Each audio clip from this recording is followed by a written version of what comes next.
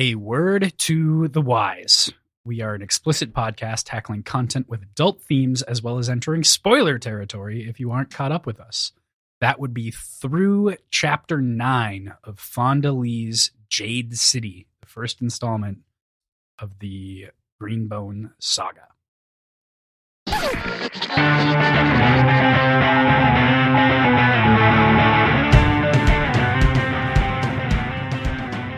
Hey there, this is Cross. And I remember my lines, unlike Crossland. And we are Words and Whiskey, a podcast for veteran and novice readers alike. We tackle fiction novels and love to talk about what we're drinking. You should think of us as your intoxicating weekly book club. Cross, I think we're forgetting people. Oh, shit. Are we?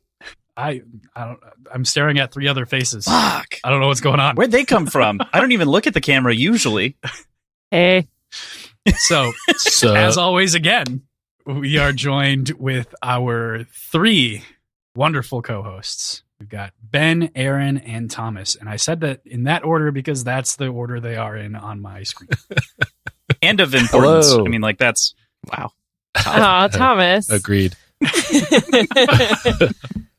Hard agree on that. Thanks for having us back.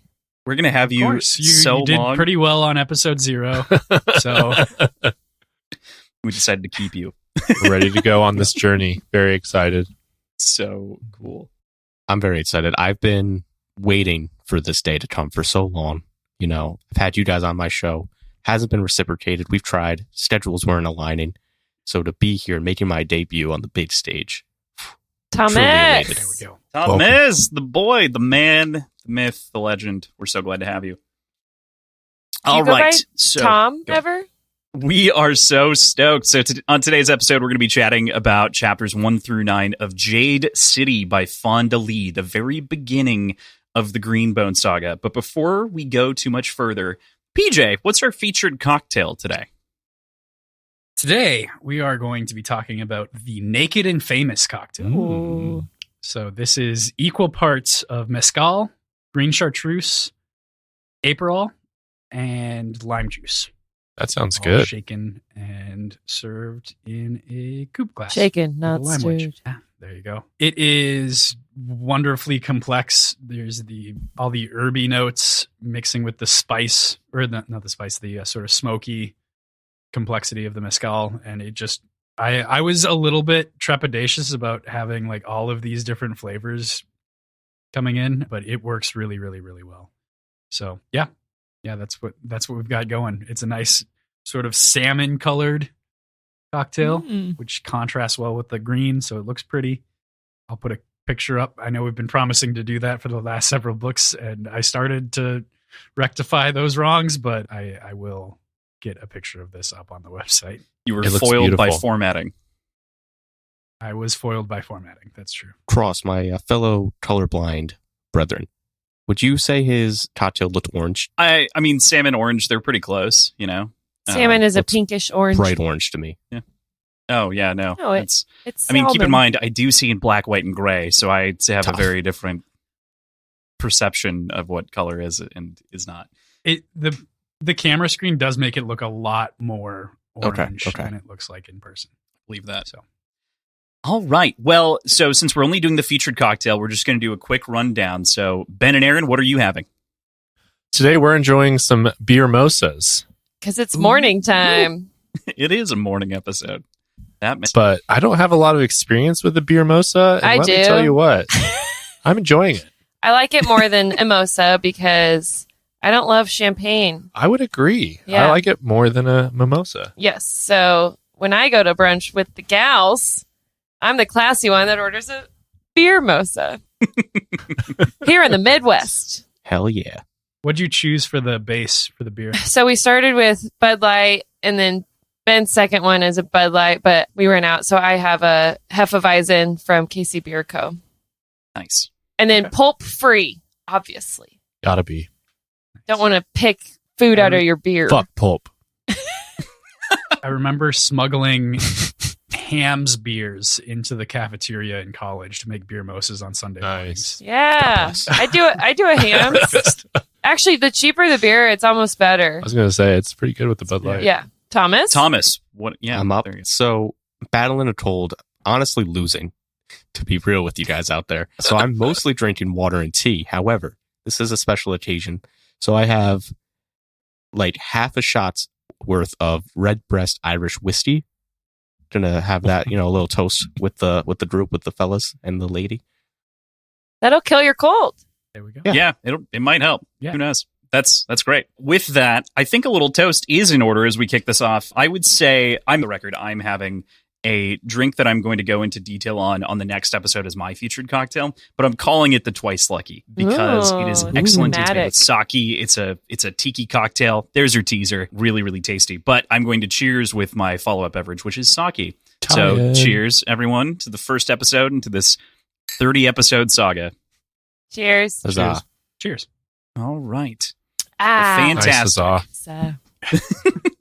Before we get too much further, I would love to get some general thoughts on how you guys felt about the reading. It's a new book. It's a new opening. Just what are your quick kind of snapshots on what you're feeling going into the book?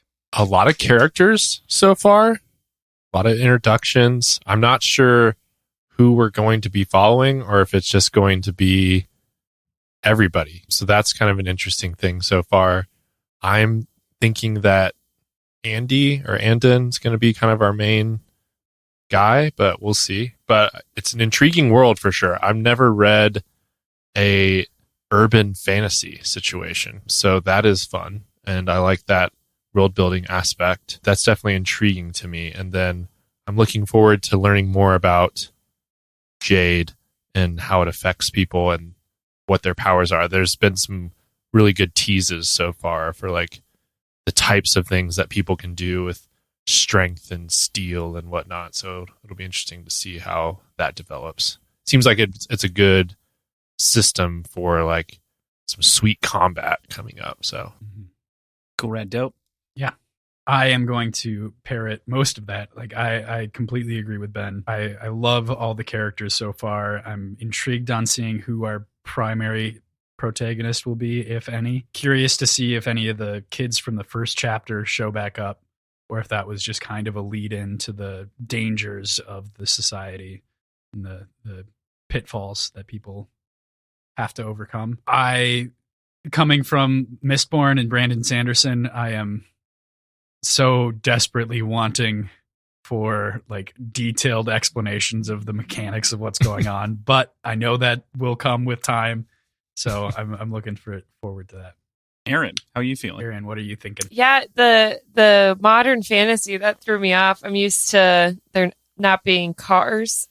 So when they first start out in the restaurant, I'm like, okay. I'm like, I had already looked at the map and I was like, all right, we're like on an island, Great map to start. I do great love that. maps, really good maps, some zoomed in plans. It does seem like they don't have cell phones though, right? That's kind of so. what Yeah, it's hard at first to grasp. Like, okay, where are the similarities between our world and their world? So they have cars and cities, but then they have like house phones, landlines. It's all landline, pay phones. Like they have to call the restaurant to get a hold of someone. I'm like, well, I remember that. So maybe they're kind of like, I don't know. Maybe they're in the 60s.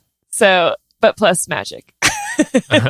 I did. And then all the different characters was interesting. At first I was like, oh, it's a story about these kids. And it's like quickly like, oh, maybe it's about Hilo. Maybe it's about, the grandpa. Probably not. But I'm excited to get to know the world better and have a more firm grasp of what's going on, not just in Jade City, but where the sister went. Can't even remember. Espinian or something. Espinia. Yeah. Espinian. That's where we live. You think? Little jadeless society. Yeah. Yeah, I'm very excited, Thomas. I assume you're practically salivating at everyone's anticipation. Yeah. So Aaron touched on one of the things I wanted to bring up before we dive into the chapters, and that is the map. Because I think I opened the book, and the very next thing I did is I was reading on Kindle initially, I screenshotted the map, and I sent it to Cross, and I said, "You're telling me this isn't a Pokemon?" The map, it looks like a little dinosaur embryo or something. Yeah, let the record show real quick. Episode 0, said that you don't like my recommendations or that you did not like my recommendations. I said some you of them. loved this one. Okay, all right, fine. Well, We'll so temper that I expectation. thought about that a lot in the little break we took between episode 0 and episode 1. And I would say you and I, there are like the things that we agree on. It's vehement agreement, and we love those things and cherish them. And then everything else, it's diametrically opposed. It's very true. There's nothing that one of us is like, I kind of liked it, and the other one's like, I love it. It's either we love the thing or one of us loves it, the other hates it. And it's mostly me hating it. That's it's mostly you hate. I like most things, you know. I like to like things, but nothing worse than the the Faithful and the Fallen's audiobook narrator. Anyway, with that, I think it's time for us to get into the chapters here and talk about it. So we're going to kick it off with chapter 1, The Twice Lucky. So we'll start off with our summary here. We open this series in The Twice Lucky, introduced to Barrow and Sampa as they attempt to rob an old Greenbone of his treasured Jade. Yes, we do. And one of the things that I think stands out to me as I read this series and this book specifically is how confidently it's written. And I think it seems like the author, Fonda Lee, was just totally in sync with her craft. I kind of picture it as that meme with the rapper writing and his pen's on fire. I just picture her, like her laptop was just flaming the entire time. Not a typewriter. So maybe a typewriter. But on the very first page, this quote, which to my knowledge is her first adult novel. And she just drops this line, which is just a banger. Summer had barely begun, and already the city of Janloon was like a spent lover, sticky and fragrant. That line stood out to me as well. I was like, oh, nice. Yeah, and I've got a lot of thoughts on the line. What do you, Thomas, go ahead. So my initial thought is that it's just, like I said, it's very confident, and it tells us a little bit, I think, about the environment that we're introduced to, not only like, obviously, tropical, humid, hot, but also that verbiage of spent lover. I'm curious to see what everyone kind of made of that. It reminds me of the hot and heavy chapter that we haven't gotten to yet. I was texting Cross like, whoa, not safe for work. To me, it makes me feel like this city's time has passed a little bit. Like it's just on the other side of its heyday, maybe. Yeah, the war is over. They're kind of... The glory days are in the past. All the warriors are dying off. They're spent. But it's in kind of its last throes. I didn't quite get that sort of past its prime deal, but definitely sort of in a spot of respite, sort of like in a relaxed sort of, not necessarily lethargic, but calm state. Yeah, I've got this picture in my head. I love those descriptions, and this is what I think is so evocative about even this first line, and gets me to why I like really love Fonda Lee's prose, like you were saying, Thomas, is that it is very simple in craft, but it is elegant when you start to like really break down the lines and like what she's trying to dive into. And there's so many different ways to spin this. Like I think all of these are totally correct, and I hadn't considered like the heydays are in the past. To me, it was more this representation of this. This spent lover is like someone of whom has been used and turned over by society. And so it's like they've extracted as much as they can from what's going on there. Like they're squeezing the city, but in a loving way. And so there's just this like affection to the thievery of sorts. And I looked at it similar, but almost opposite, where I saw it as like a transactional spent lover. You know, like it has no more use. See, I think she's it's like used going back up to the well. She's got to refresh a little bit, you know. She needs a nap. She needs a nap. Oh man! But this chapter is really fascinating. For the POV that we quickly abandoned, which is, I think, a great thing that you guys had kind of brought up in the beginning. But I find it really fascinating because it introduces so many concepts right off the bat. It is a strong chapter that's like, hey, did you like the world? Here's a world for you all of a sudden. Here are all of these different people. Here's perspective. Here's how they react in a way that it doesn't feel... And I'm trying, and we will try to not draw too many comparisons to other authors that often, but compared to like Brandon Sanderson basically breaking down a math equation, this instead is like, hey, here are all the variables, start to put it together, and just has that expectation of assembly on the other side. And it's just so cool to see that culture unfold in this way. I wanted to get kind of your guys' thoughts on Barrow and Sampa, what they're doing here, and how funny it is to start in this like underdog perspective. I was really expecting these two, or at least one of them, to like come into the fold a little bit. Like you showed determination and grit and planning and pulled this off almost. So we'll give you a chance.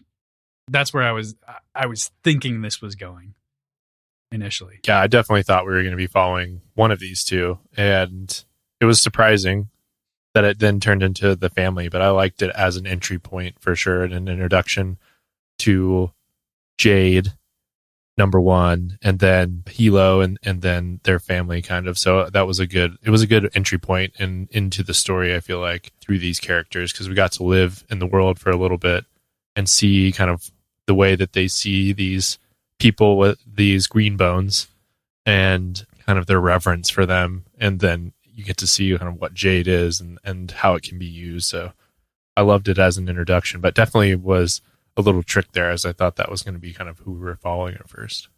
I don't wonder too if they which kid has the Jade power? Fever? Jade Or fever. that picks it up? Yeah, that Barrow. Sampa? He does Barrow? not really Pharaoh. Sampa is an Abuke, so he's not affected by it.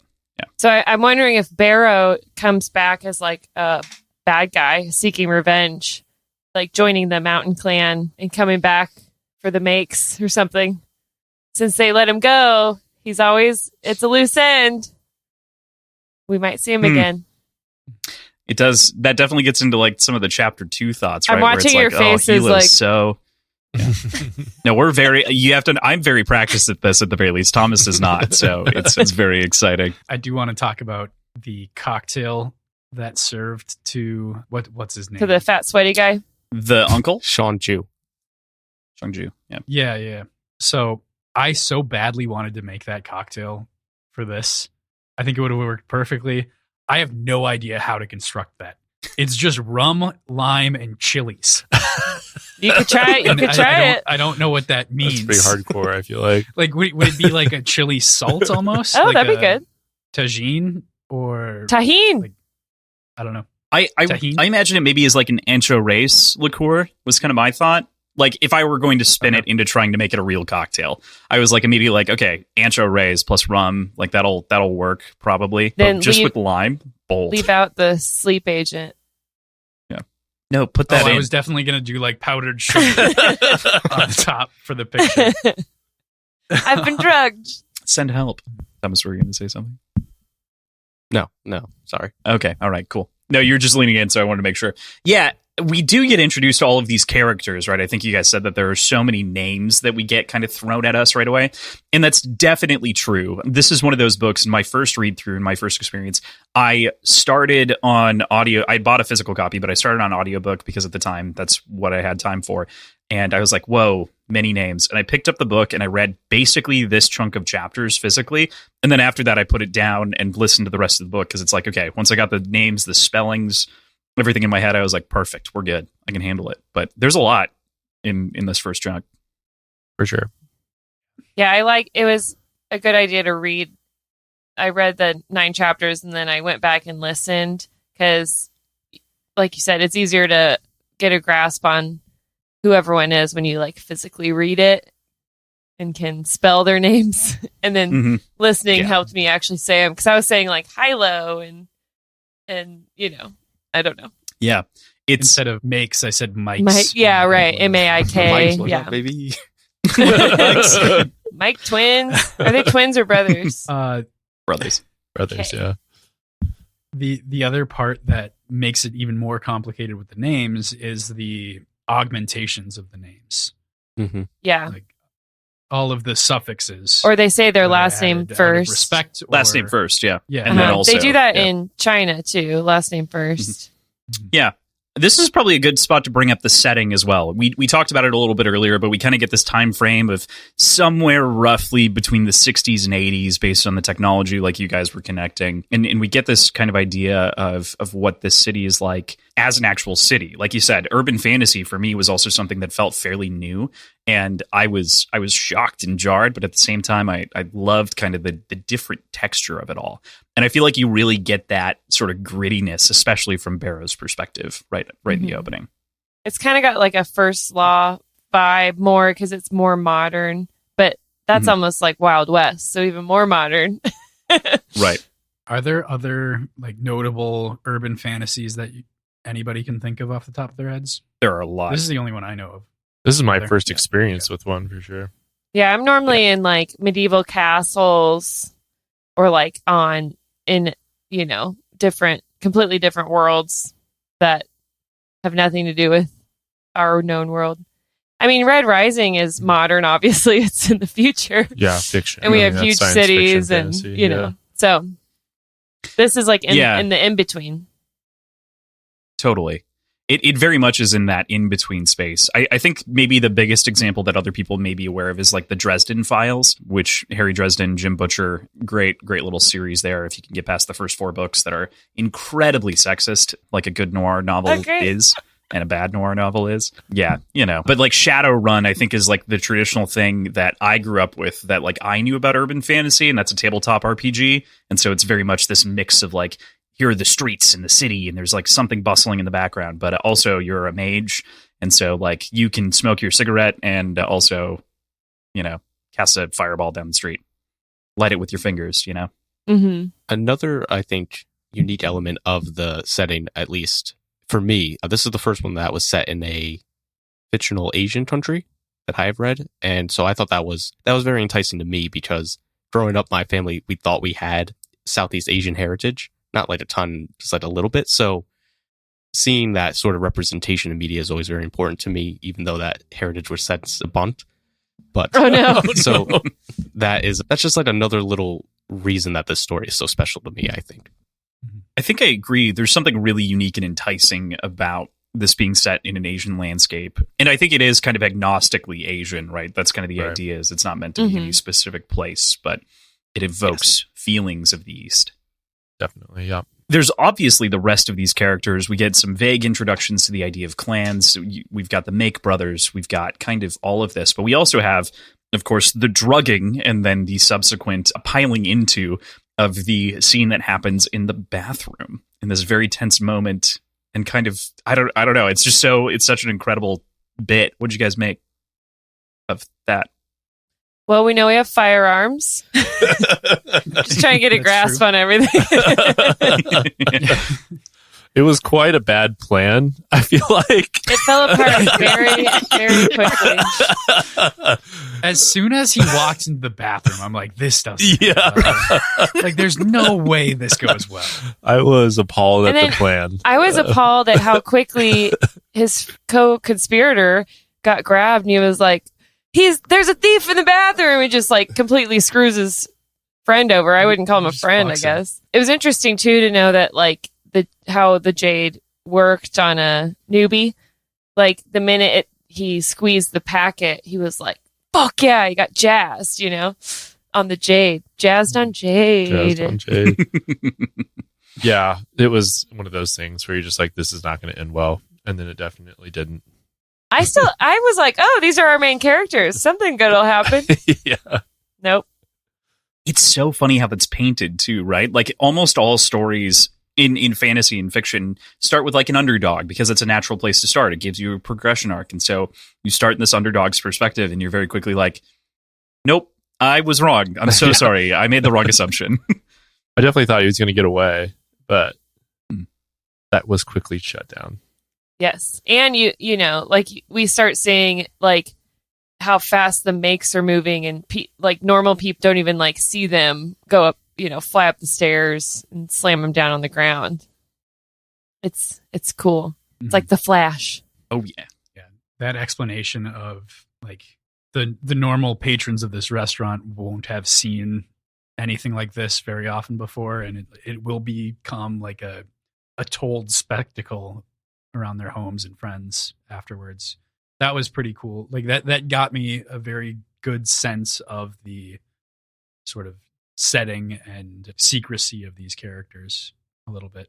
Was that this chapter or was that next chapter? And that brings us into chapter 2, The Horn of No Peak. So in this, we sort of switch point of views and we see Kaul Hiloshudan, who carefully maintains the balance of the Twice Lucky's reputation while also managing to discipline the brazen pair of Jade thief teenagers, all in the name of his clan, No Peak. So I think an interesting part of this is that we see a lot of what we saw in the previous chapter, but in a new point of view. I also, when you said No Peak, I was like, oh yeah, I remember thinking that's so funny. We have the Mountain Clan and then we have No Peak. Because Ben and I are here. You know how long it took me to fucking figure that out? It took me 2.5 books. Oh, no I didn't way. figure it out until Legacy. I didn't put it together. I felt so dumb when it clicked, and I was like, oh god. Well, at first I fuck. thought No Peak was kind of like no cap, like, like a slang term. And then I was like, oh, No Peak, that's us here in Kansas. Yep. We're a No Peak clan. It's amazing. God. Yeah. No cap. No cap. I think I that's feel it for the like- show. We top. That's the best we're going to do. Shut it down now, folks. That's great. 30 minutes. We're done. Chapter 2. This kind of gets into the rest of the chapters, but I feel like this was a really great introduction for Hilo. And then the more you get to know him, the worse More of a he is. douchebag. Yeah, You find out he is. The more I did not like him, but I really liked him at first in this chapter. Yeah, he seemed very thoughtful and empathetic and like forward thinking by keeping the restaurant owner on their side. But then by the end of the chapter, he's like beating the shit out of 2 kids. And I was like, okay, maybe he's just doing some gang stuff. I know we got to. It is kind of gangster. We got to do gang stuff. We're gangsters. We got mafia But vibes. at the same time, then it just like after that, he kind of goes downhill. We'll talk about that more, I'm sure. But I was very intrigued by his character at first because then I was like, oh, okay, we're following Hilo. And Just trying to grasp on to who the main character is. and I was like, yeah, he did a really good job especially with the Lantern Man and helping him with the Twice Lucky and that kind of thing. Mr. Une. And I thought he handled the situation well, like I said, until he started beating the shit out of some kids. So that's when I was kind Yeah, of like, they kind of deserved it. maybe this guy's not who I thought he was. But I was like, I mean, he does let them go. that's true. Well, he doesn't. Well, yeah. Well, he doesn't. Get your facts straight. Hilo would not have let him go, to be No. clear. No, that's yeah. Never mind. Yeah, I totally agree with you. I think that this chapter is really interesting, that switch between the perspective of Barrow and moving into someone who's actually in this clan and that sort of way that he's clearly maintaining the decorum, and we start to figure out some of these foundational bits of Ekanese culture. Lantern Men, like you'd mentioned, paying tribute to the Greenbone clans, and then at the same time for like protection, it kind of seems, and then also being like responsible for the upkeep of the business because they can't afford to lose that business either.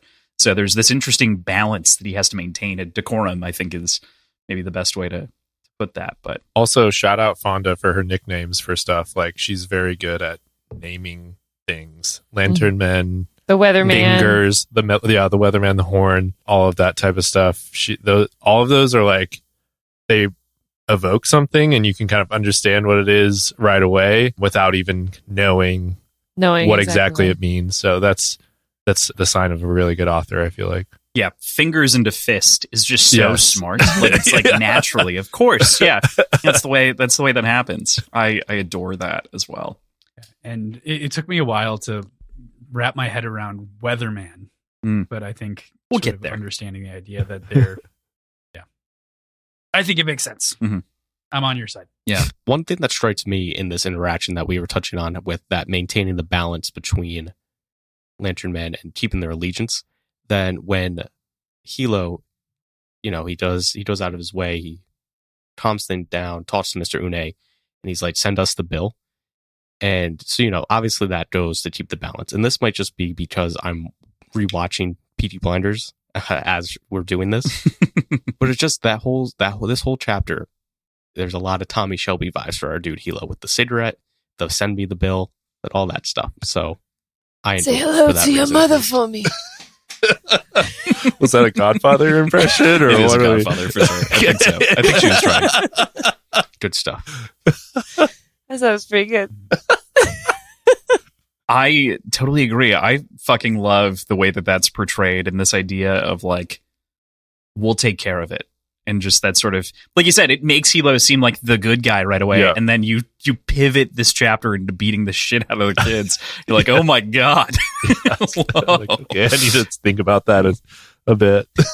Yeah. It's definitely some compartmentalization going on there as far as like who you are and what you present, it feels from there. And I think that gets into kind of this idea of the societal pride of the Greenbones and the outward celebration of Jade among those who wear it. They're definitely like a revered class in society. It's not perfectly clear where they align outside of they're on the hierarchy, and they're definitely up top comparatively. But it also leads us into some interesting prospects and questions as we learn about this undercurrent of a black market that trades and sells this stuff, river diving, and what that means on the whole. Yeah, it you leads saying us that to this makes question me wonder, of like, three-fingered G. Yeah. Who's governing this place? Like, is it just the clans that are governing this country, or is there like an actual elected government? So far, it seems like the two main families. Right. It seems like it's like run by these. It's run by the clans. mob. Right. So that's interesting setup as well. But yes, three-fingered G. Sorry. No, you're good. Absolutely. We're working it out. But three-fingered G has gone dead, and I totally agree with you. It's just there's this note of like, A, who's running it, and then B, they're so aware of everything that it feels like they're running it, and you're like, really? Like a whole country? What? But yeah, and it's just kind of this dark corner, but he's been replaced, and that's kind of the big send-off that we get here from this section of beating the shit out of some kids. And he's like a black market Jade smuggler, correct? Mm-hmm. They're panning for Jade. Yep. Okay, I just wanted to make sure. Yeah. Yeah, I think so. That brings up something that doesn't really get addressed. Who is using this black market Jade? Like, where is it going? I guess my guess would be presumably not the families. Espania, right? Espenia. Yeah. Because aren't they? They're like country. they're warring with them. Espenians don't have the ability to use Jade, though. Don't you have to be a greenbone? What's the race? Not the Kekanese. It is Kekanese. It's of Kekanese descent, but there is a delineation with of whom are native Kekanese, and then also can't just use standard. Jade. Correct. They're immune to the effects also, so they also don't have any of the side effects. Yeah, they don't get. They don't have to use a cheese grater. Oh my God, we'll get there. You want to talk about some Pierce Brown writing? You got it right there. Oh shit, it's dark. Yeah, Thomas, did you have a quote around three-finger G? Right, I think I do have a quote around three-fingered G, and then I have another quote. Yeah, if we want to get here, then do it. Three-fingered G might be a black market Jade thief, but he was a familiar one, a known entity. The stray dog in Hilo's neighborhood that stole from the garbage cans, but was not troublesome enough to be worth killing. So there's that. And then I'm going to read the other one just because I think I want to talk about them in tandem as an example of something. Mr. Une nodded in vigorous relief. He wore the expression of someone who'd nearly been hit by a bus, only to have it swerve out of the way and drop a suitcase of money at his feet. So one of the powerful things that I think Fonda Lee is doing here, she has all these crazy metaphors that I don't know if a less skilled author could pull off. Because these are kind of insane. They're pretty insane. But they also very much give the impression of power and importance to the Kaul family. Like, if these are the just kind of general descriptions of like how they're interacting with people, that's pretty telling of like how high on the societal ladder they are. Truly, that's a really good point. Yeah, like I'm not saying insane in a bad way. Like I think they're perfectly evocative, like you were getting at. Yeah, it's also descriptive in that we know there's dogs, we know there's buses and suitcases. Yep. I'm still trying. Money. I'm like filling in the gaps. Yeah, there's money. We have. This is one of the things that Crosland and I talked about a lot. Is how these little, like the little sayings and stuff, it builds the world naturally in a way, right? That there's not a lot of exposition dumps necessarily. Like you just grounds get that knowledge right there. Grounds it in a world that we know, because these are like comparisons that we would use in our everyday life if we were a great author, I guess. But anyway, like that, all that stuff is stuff like we would say, and so it grounds you in a world that's very similar to ours, but there's all these little changes, and that's kind of what makes it fun to continue to explore and build it. Yeah. It's so interesting too, because not only do you have these like two quotes that really like give you a like dichotomy of perspectives, but it also gives you like a range of tolerance for Hilo. Like these two quotes in combination create so much space around the idea of what green bones are, and sort of the way that it's like we tolerate some things, but at the same time, it seems like we've got a vindictive stranglehold. And we go back to the first quote of the book, right, of the spent lover, and you get this idea of the grasp and the way that they've like drug along the city with them as the clans have grown, that it's just, oh, God, again, I'm rereading this for only the third time now, and it's just like, fuck, every time. Anything else on this chapter regarding the kids, the beatings, it was a results? A great intro, I think. Yeah, for sure. Kind of the first real chapter in a way. You know, the first one is kind of a prologue in a different POV, but yeah. All right. With that, we get into chapter 3, The Sleepless Pillar. Kaul Lunshinwan, the pillar of the Nopi clan, is forced to sentence the unruly scoundrels presented to him by his brother, Hilo. Against protestations, he spares them. Hilo and Doru, his weatherman, present the possibility of the interference in their known quantity of an illicit jade carver being replaced by Ait Mata, leader of the mountain clan. What do we make of our first impression on Lon? He seems steady. Very steady. I liked Lon a lot. Definitely the older brother. Right. He seems like he's getting pulled in a lot of different ways. So got an asshole grandpa. Yeah, he's got a very tough grandpa. He's got a crazy younger brother. He's got a pretty crazy job. I mean, let's be honest. And his day job is not great. Yeah. So I do like him though. Yeah. He came across as like, I feel like he's going to be an honorable dude who's going to be put in some sticky, tough situations. And I'm interested to see how that plays out for him. And I'm assuming maybe not very well. I like the intro to this chapter too, because we learn more about Jade and how, you know, Lon can't even like sit at peace in a meadow because he can like sense the mouse that's behind him. And like with Jade, there's like no quiet. Like you can sense everything around you. So that was interesting to like learn more about how Jade kind of makes you a super sensor. He's giving me massive Ned Stark vibes in this first chapter. Oh yeah, that's not good. Spells doom at that rate. That's a great comparison. Not in love with that. I do love that unrest that you're citing. Yeah, I got the pretty strong impression, which is backed up throughout the rest of these chapters, that he has a pretty heavy dose of imposter syndrome coursing through his veins. Like very much doesn't quite feel like he's prepared and like ready to lead the clan like he's in the position to. Well, he has a lot to live up to with his warrior. That's fair. Dad and grandpa. Yeah, he's in a tough position with the amount of like his grandpa still being around and still having a say, but I guess not really having a say. And so it's hard for him to like assert himself at this point.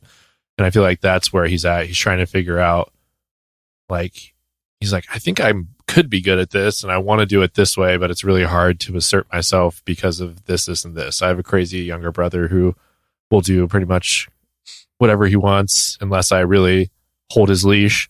And then I have my grandpa telling me all this stuff that I've got to listen to. Slapping the shit out of me. And yeah, and he's like the most respected OG guy in the entire country, apparently. So it's a tough position to be in for sure. And he kind of puts himself there. He puts himself into that position because he doesn't have to take direction from his grandpa anymore. He doesn't have to consult him at all, but decides to. Because it's like kind of his... actively puts himself into this position where he feels like he's being pulled in a bunch It seems of like that's his personality, where he wants to honor his family and like do the right thing or be right by them. But at the same time, this position kind of requires him to be much more ruthless and controlling and just take charge. And so his personality, I would agree, I don't think it really fits his role, or that's what he's struggling with the most. He's a nice guy. He does seem like a sweet boy, I will say that.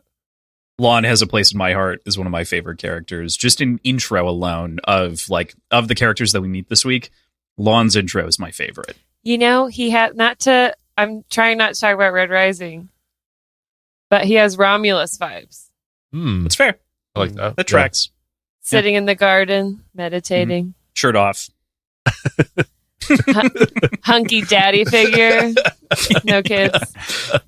Thomas, you wanted to talk about the sort of sleeplessness, right? Yes, I did. I feel like Ben kind of touched on it enough when he said, or maybe it was PJ, with the heavy dose of imposter syndrome going on. And I was curious to see if that was the overall, if that was what people were thinking was going on with, he has this sleeplessness issue. He's hesitant to see a doctor. He's hesitant to make moves on his own without consulting everybody, consulting his grandfather, like you guys were touching on. So I was just wanted to assess where everyone's head was at with that. Especially these first few chapters, I'm kind of in that camp of he just doesn't have the confidence that he needs to really thrive in this position. I think we see the turning point, and he recognizes it as a turning point later on when he's stood by his grandfather. But these first few chapters, he's definitely cautious and not the leader that the clan needs. Yeah, I'm Uneasy. interested to see if is going to have like the ruthlessness and conviction that I think this role is going to ask of him. But maybe his empathy and patience and quick Maybe he to can forgive. do it a different way. Yeah. Maybe it'll be a less bloodied way of leading. That would take a strong-willed person. So I guess that's what I would want to see. I think that's a good dichotomy there is like, does he turn into like this ruthless dictator kind of, or does he become like a strong-willed leader who does things the way that he wants to through confidence and bringing people with him? So that'll be interesting to see how that develops. I love Lon. I have so much to say about Lon as a character, and I just have to bite my tongue. But I love the story of the three rats that he brings up here, and how this is kind of this critical test that you had mentioned earlier, Aaron, that's like stands out in his head. Like he can't sit quietly with the Jade that he has on without feeling the reverberations of everything around him. But on top of that, even the most subtle reverberation of a mouse reminds him of having to kill 3 mice before being able to leave this test. And there's just this sort of subtle aura of what it takes to be a greenbone that's kind of in the backdrop of all of this. Well said. Yeah, it's pretty fucked up. Just throw him in a pit with a bunch of rats. Reminds you In the dark, yeah. of the Institute. I don't know.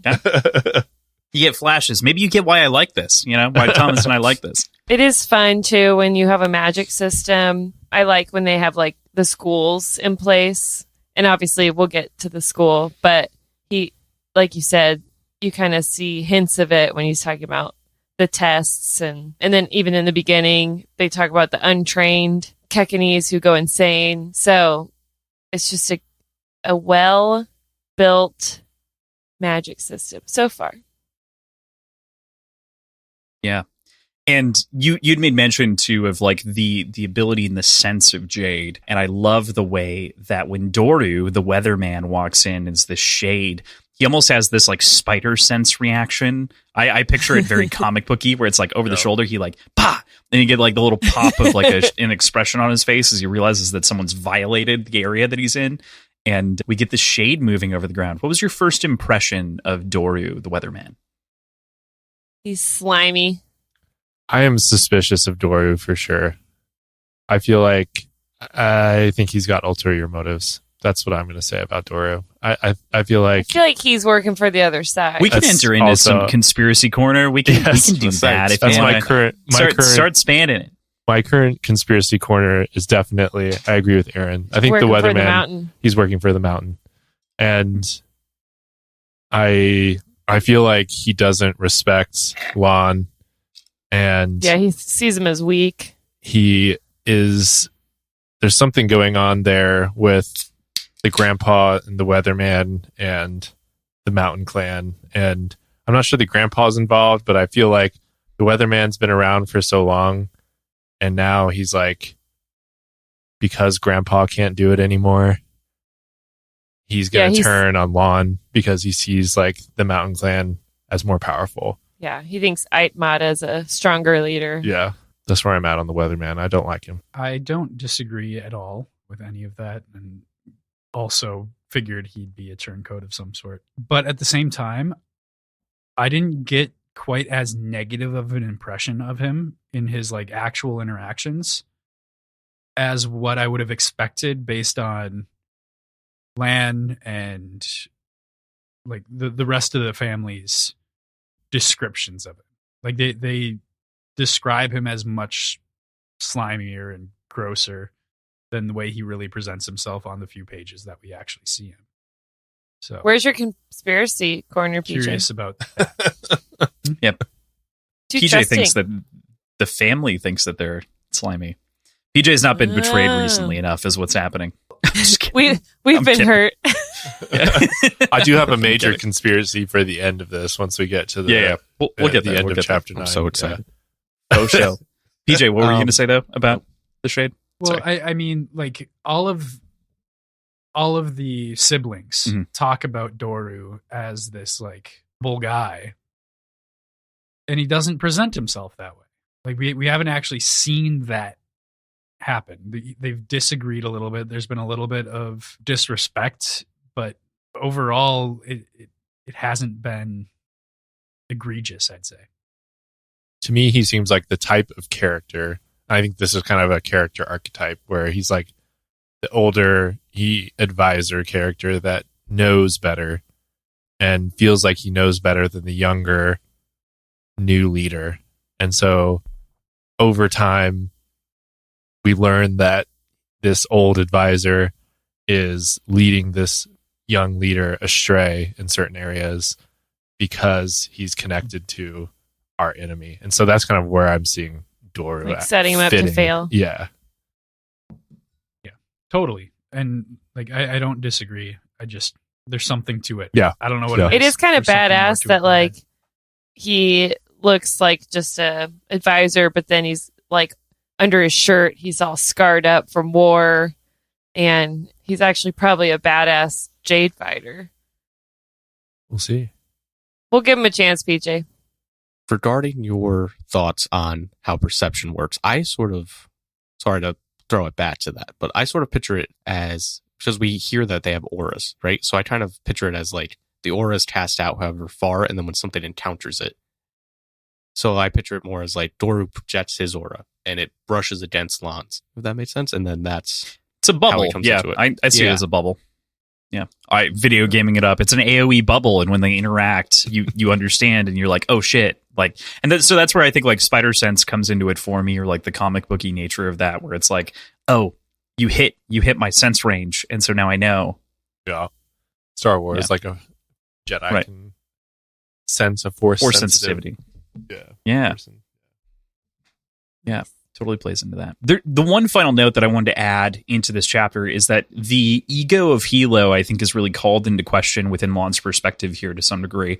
You'd mentioned this earlier, Ben, and kind of his evaluation of like, God, I have to deal with my firebrand, as he's described later, of a younger brother. How do I do this? How do I, like, he's a young guy in a position that was meant for old men that were warriors, and very, very tough kind of mix. What do we make of Lan's impression of Hilo as a sibling? Like, that's so cool. I love the sibling perspective. It's a tough situation just 'cause it's like his brother that he loves, but I feel like he's got him pegged pretty good, and he knows that he is going to be a problem at times, and that it's on him to control and keep Hilo from like going volcano at certain times. So I think Mhm. that's going to be a consistent issue for them as long as they're together as part of this series. Like, it's going to be a constant thorn in Lan's side that he's going to have to deal with Hilo fucking shit up.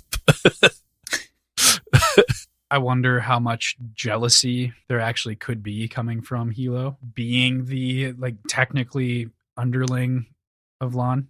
That doesn't seem to really show its face much, but I could see that being an issue going forward. And he seems to have the personality that is more fitting for a gang leader, I guess, and the person that's willing to be ruthless. But I think like he's not calculated enough to be an actual leader, and that's where Lan comes in. So And he's still pretty young. they balance each other out pretty well in that way. It's just whether you can keep Hilo under control, which I don't think. At some point, I feel like that's going to go bad. I feel like it's about to go bad where we stopped reading. Yeah, it's as though I maybe placed you on a cliffhanger for some reason. Or rather, we placed you on a cliffhanger. For the record, Thomas did do a good amount of the evaluation. He adjusted a number of chapters as I went through this. He was like, Thanks, no, Thomas. shift that one back and forward. So, Yeah, I don't think I did it necessarily to be nice, but, you know. no one did Just, it nice, we had some, to be clear. Yeah, we had some discussions about where things fit, like, thematically, I think.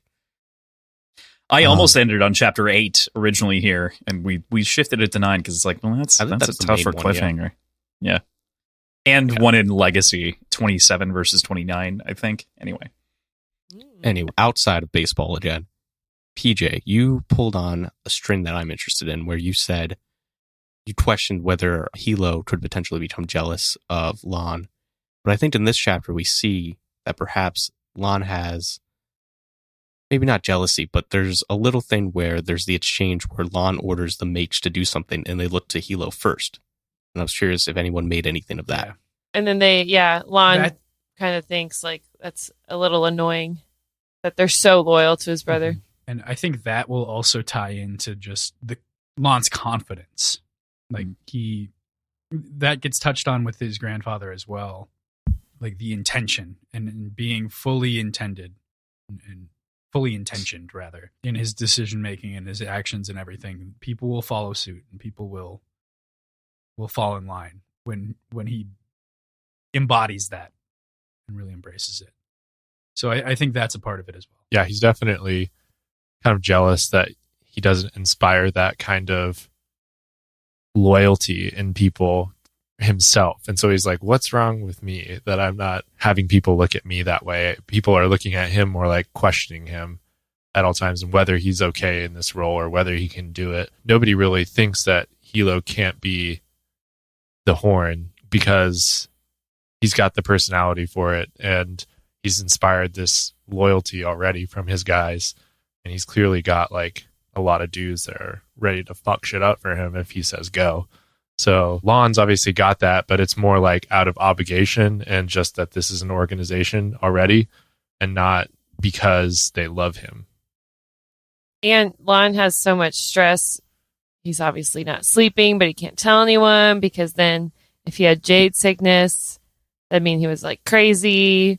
So Hilo's like wearing his role more confidently, like you said. And that's just another little bug in Lon's head where he's like, should I be doing this? Can I do this? Like his part of his imposter syndrome, like we were talking about, and questioning whether this is what he wants, I feel like. In additional complexity to this specific scenario, I believe these two guys are Hilo's brother-in-laws.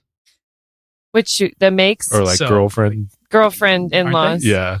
Oh, yeah. yeah. There is a question there that I think I would love to get to once we get to that question. But I think regardless, it's unknown girlfriend, right? She's a stone eye. Great question. You know, for some reason I thought they were married. No, she's his secret lover, but it's not such a secret. Definitely, it's explicit that it's girlfriend a couple of times at the very least. So I feel a vessel for sex. That's what she is. Oh boy, like that. We'll get into that in a fucking minute. Literally.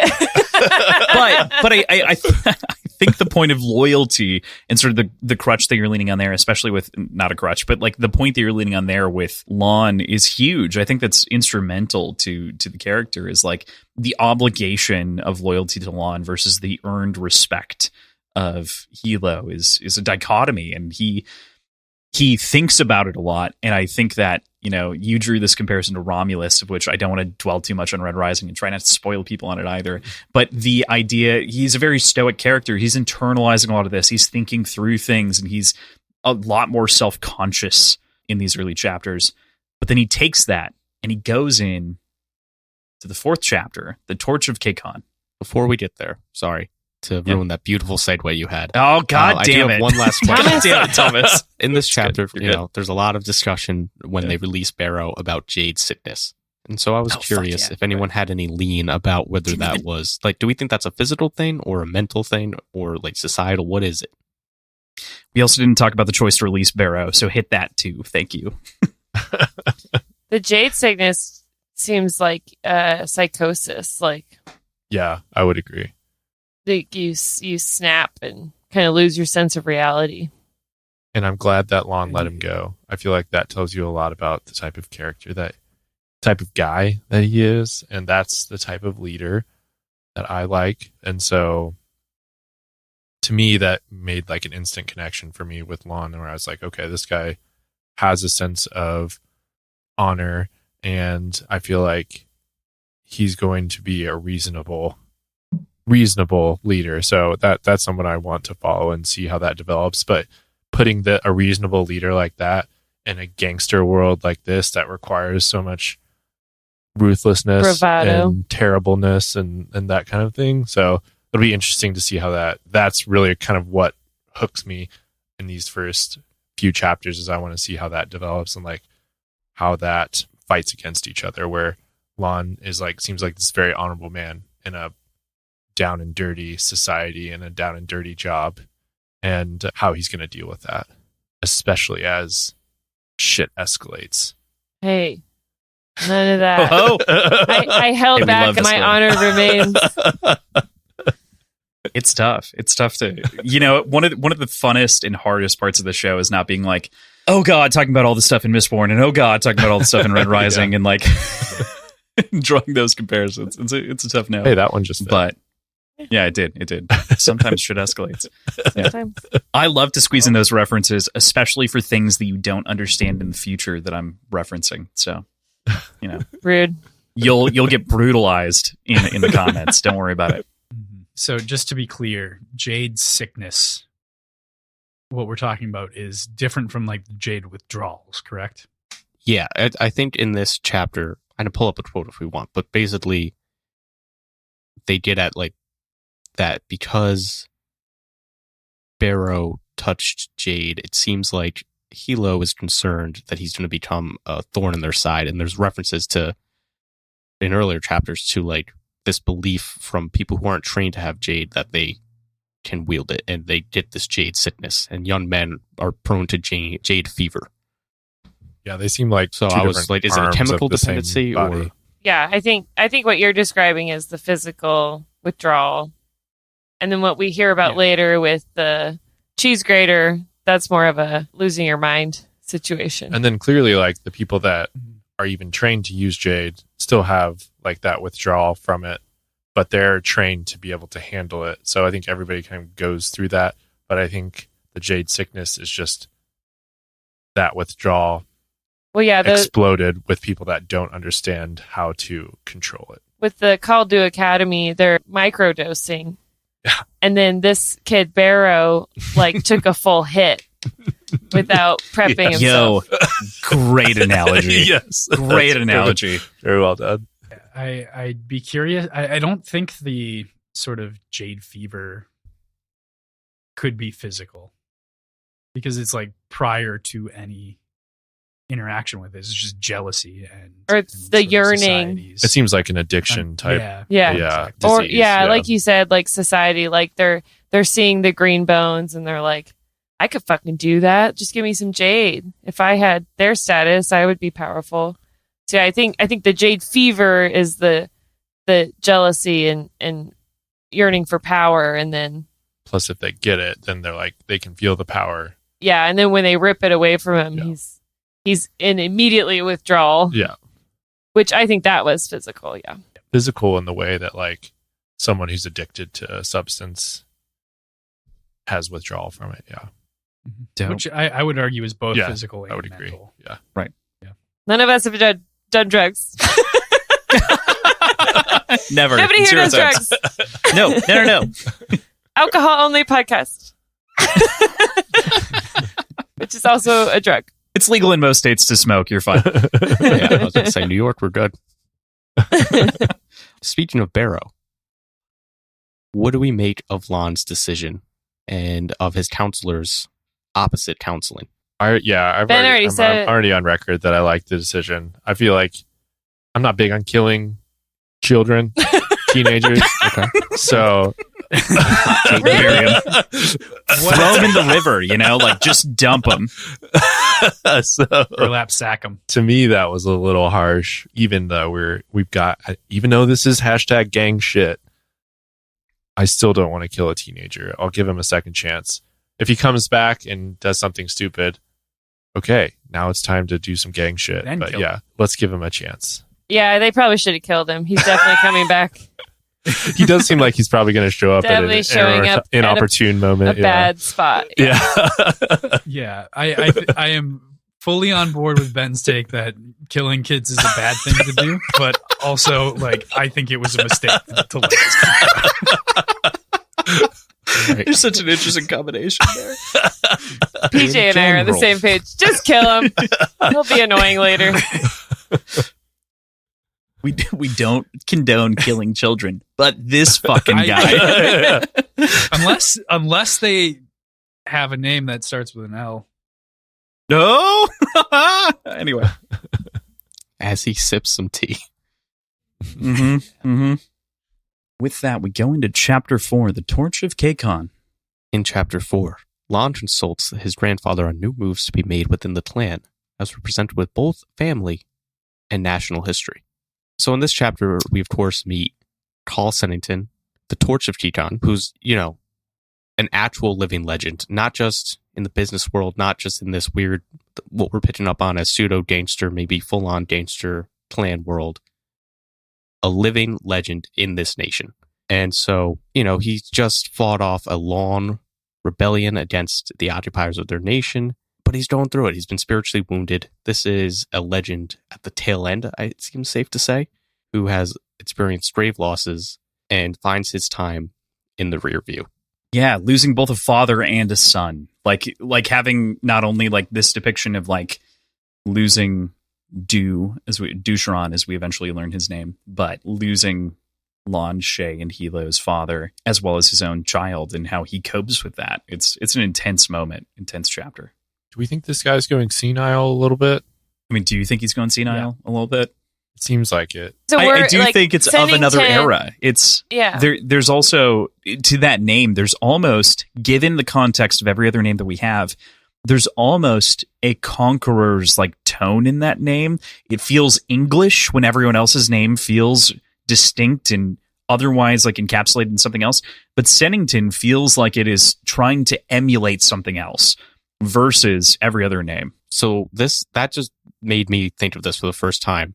I wonder if that is because he was growing up in an era where his nation was occupied. So that is very interesting. 100%. 100%. Yeah. I think that's totally why he's got this very almost British-inspired name. That makes sense, yeah. Lon was also born in that time frame, though, right? No, And Dew so- was. and- Dew was, not Lon. He mistakes Dew for Well- Lon. Kind of, though. Yeah. Not quite, because they conquered You're right. Yeah. the war ended 25 years ago, and I think Hilo was 1 year old or something, 1 year old when that happened. Shay was and fresh. Lon is 9 years older. Mhm. So he was 10 when this war ended. But Lon was born to rebels. That's true. That's a good point. I think that was, Kaul Sennington was underneath occupation, and so matches that name. I guess the thing in my head is, does the Mountain Clan's member match that name? I have it written here. 1 second. Ugantin? Tin is kind of more, again, it gets into kind of a British-esque spin, but Ugantin still has more of an Asian spin on it, I think, than a British influence like he does.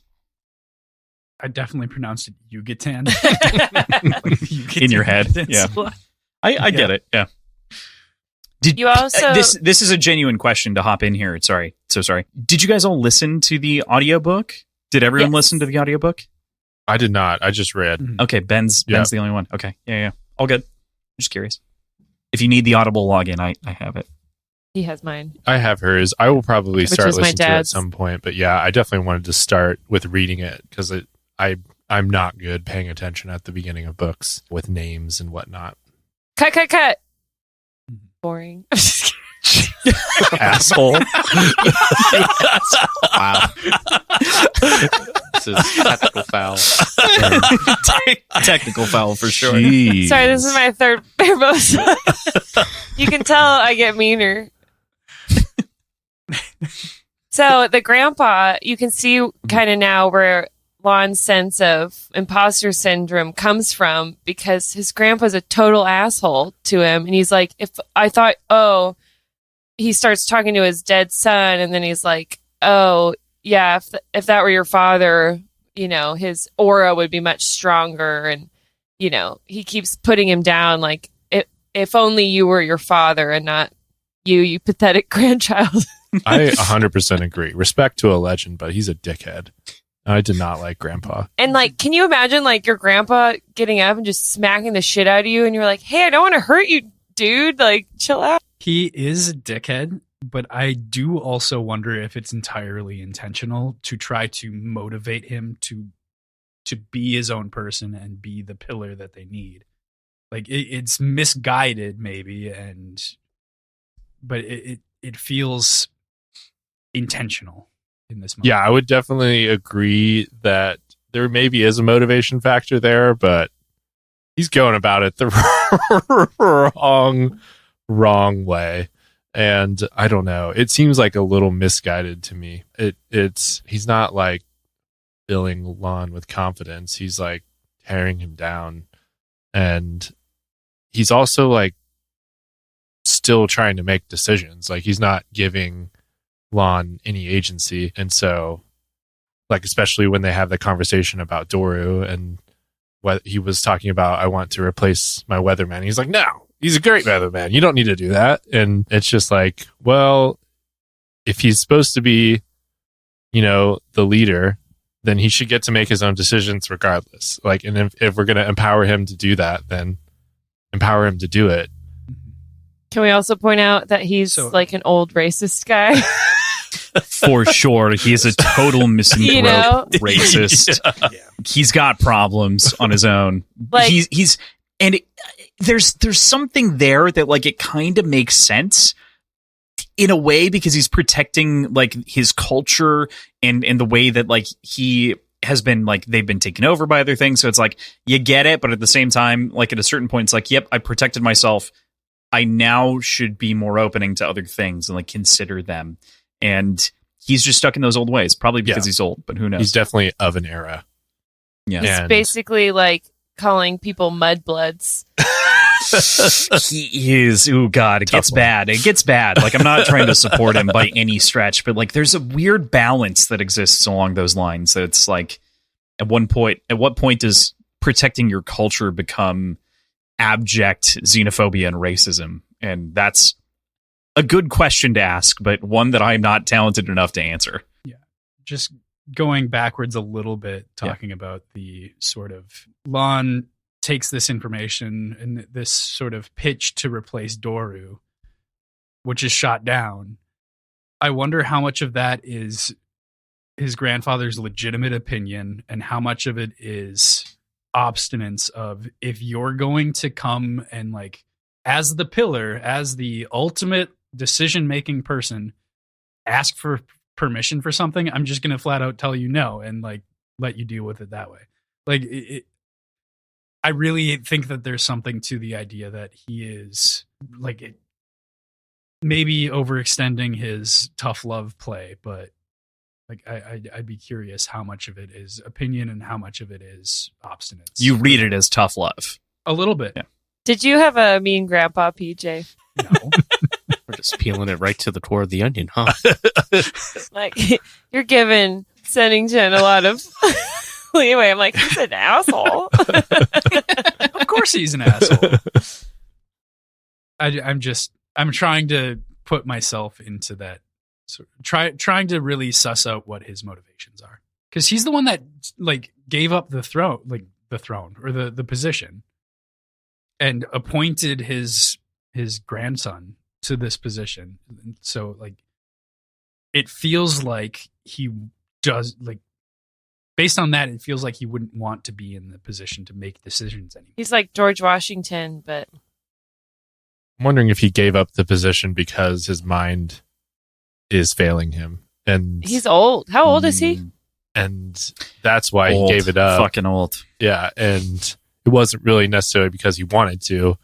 It's because he's just not sharp enough to be in that position anymore. But in that kind of sense, he still is holding on to the position, through his influence on Lon.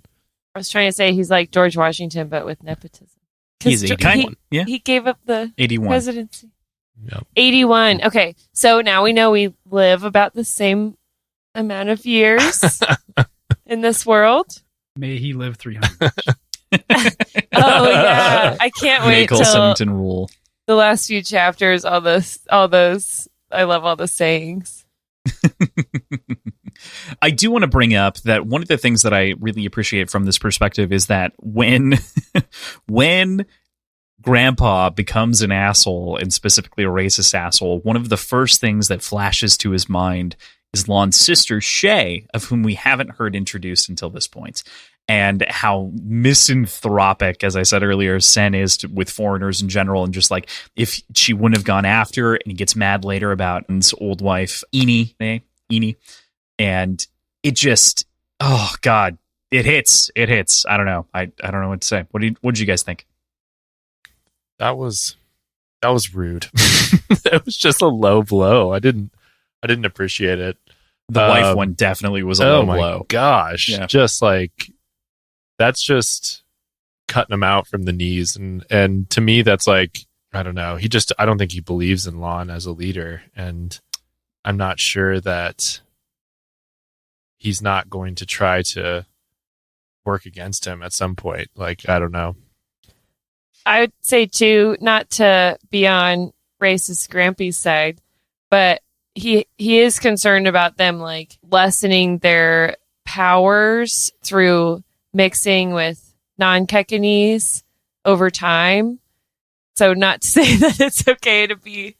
But is that even true? Because I think we learn in later chapters that like, yeah, could be less more powerful. Sensitive, right? Right. So yeah, maybe it does make him more powerful, but you can hear his closed-mindedness when he's like, of course we should trade with them, but we should not mix with them. It's like, oh, Grandpa.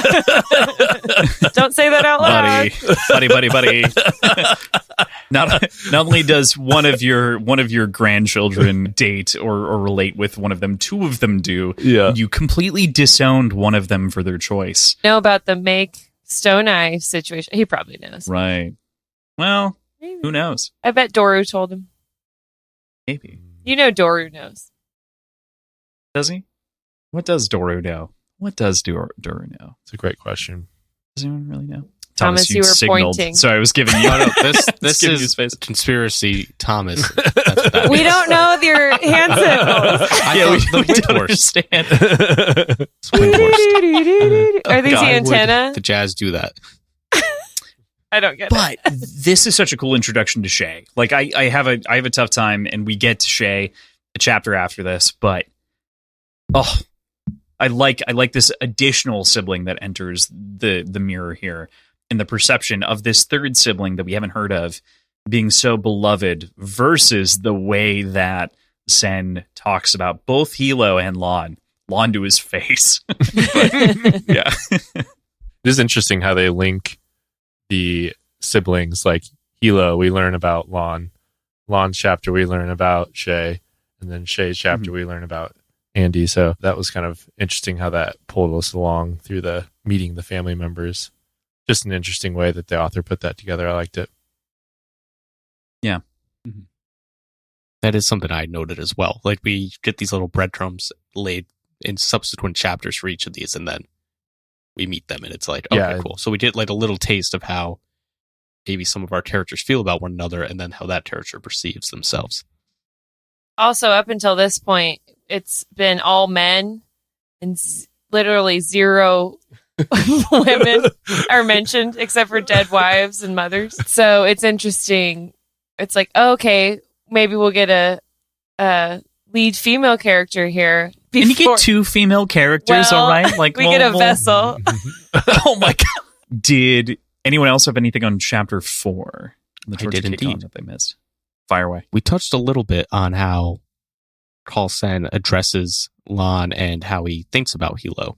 And I was wondering if anyone had anything else to pull on that, because I mean, it is interesting. We see that sort of, he speaks ill of Hilo, but then also speaks about how cut he is in his thick blood.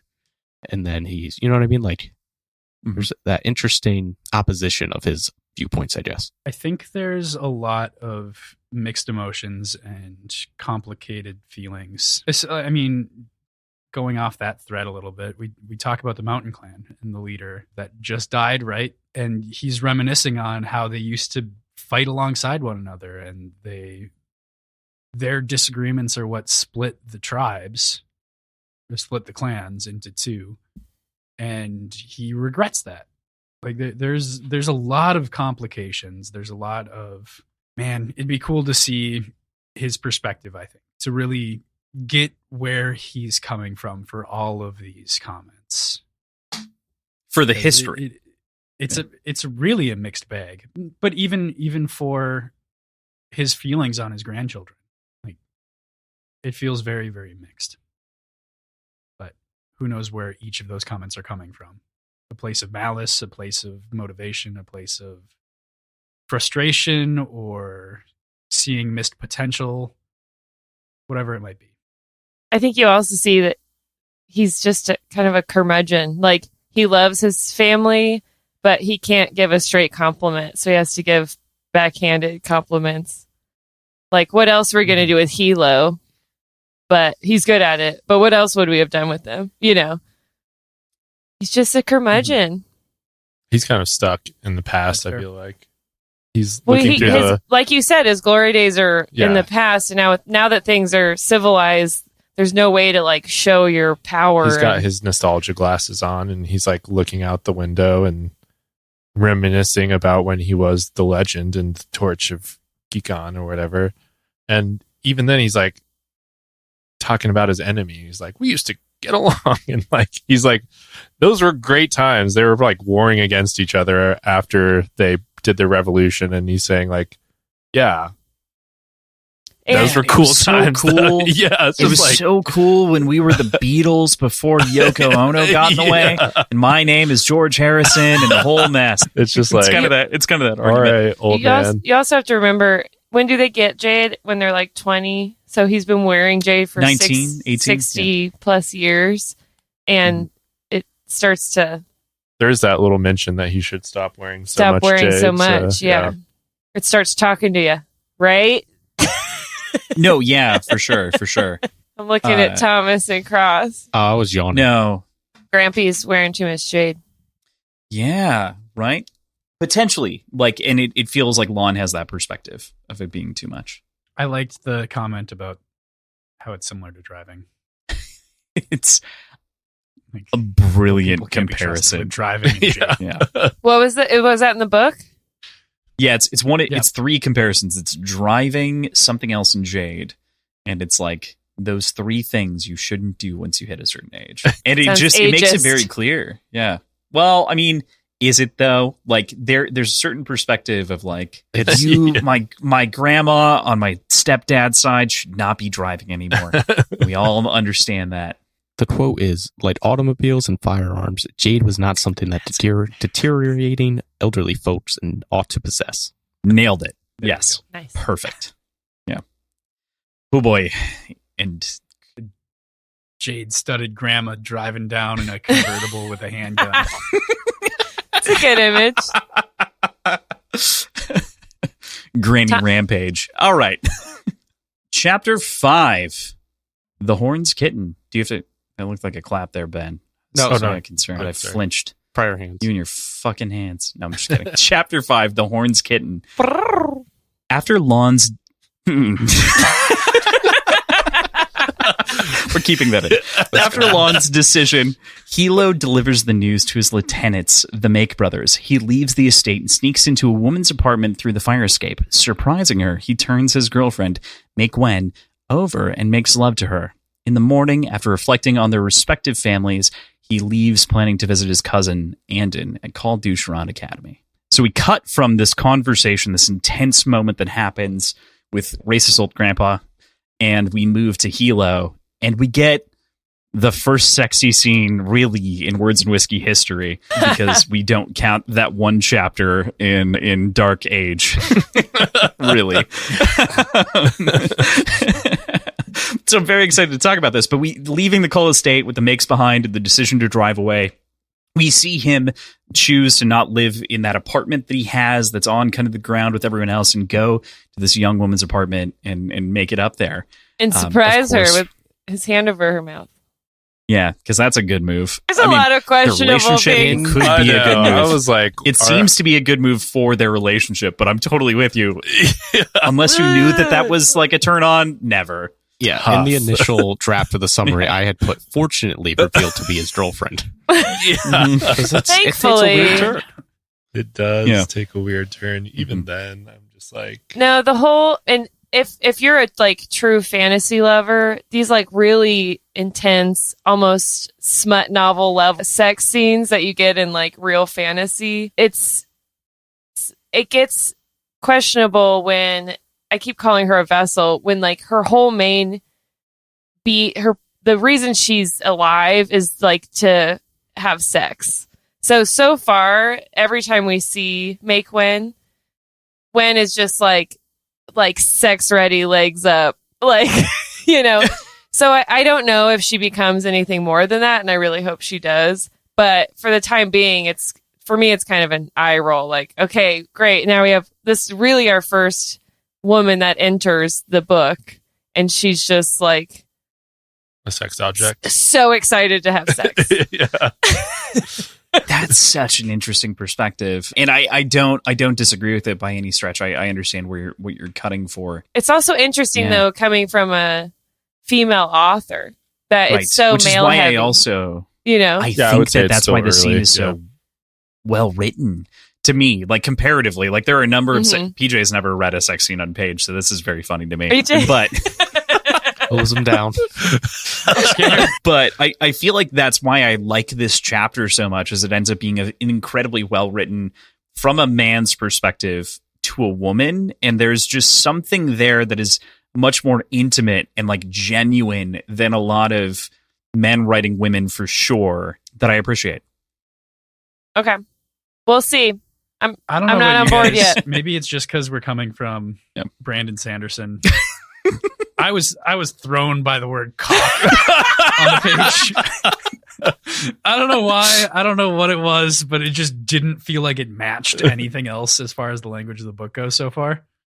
I would say, but like I said, maybe it's just because I've been reading Brandon Sanderson. Nothing like a Mormon to make your mouth feel dirty, right? Well, like that also though, it stuck out to me even on my most recent reread to prepare for this. So I wouldn't say you're alone there. Yeah. PJ. I was definitely like, oh boy, we're doing it. And have you read First Law, or what's the one Monster? No, don't talk about First Law. We're reading that this fall. I'm so sorry. Just sexy. But yeah, right. Naturally. That one's intense. Comparatively, that very intense. it was like, okay, one of these again. Oh boy. But we do start, for the first time, we're learning what a stone eye is. There's clearly this like entanglement with the Make brothers, where he's like, oh, I hope your brothers don't find out. And, you know, there's an undertone of like, they worship you, and he's intertwined now with their sister. So I think it'll be interesting down the line to see where Wen comes in, hopefully with more of a character arc than just the sex part. How do you read that entanglement between Hilo and the Maid family? Well, you know, like when you're hanging out with your friends, and then they have like a hot sister. It is a classic entanglement. Then PJ, you ever fall in love with your friend's older sister? I mean, when I was younger, for sure, I had crushes on my sister's friends. Yeah. But yeah, I mean, it'll be interesting to see how that develops, especially with like the little nugget that we got earlier about how loyal the Make brothers are to Hilo. and then you throw this into it, it just kind of shows you how much of a risk taker Hilo is. And like, he's willing, it informs his character a lot. Like, not only do we kind of learn about the way he thinks about women and all this stuff like that, but we also see that he's definitely willing to take risks, not only in business, but in personal life. And it tells you that he's definitely like, I don't know, is he as loyal to the Makes as the Makes are to him? Because he's willing to I don't think so, because he's fucking their sister. Right. He's willing to betray their trust a little bit here, but they look to him like he's their almighty. So that'll be interesting to see develop.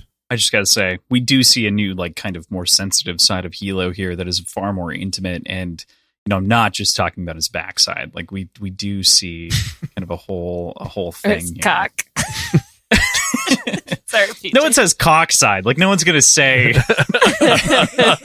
Front side. Flip him on his cock side. Oh, man. I would like to see though. I would like to see when, like, show her own strength and power, because a lot of this is like, he's like, wow, I can't believe how fucking blind you are to me sneaking in your room. It's crazy how you can't even sense me. It's just like a very Hilo-centric power dynamic over Wen.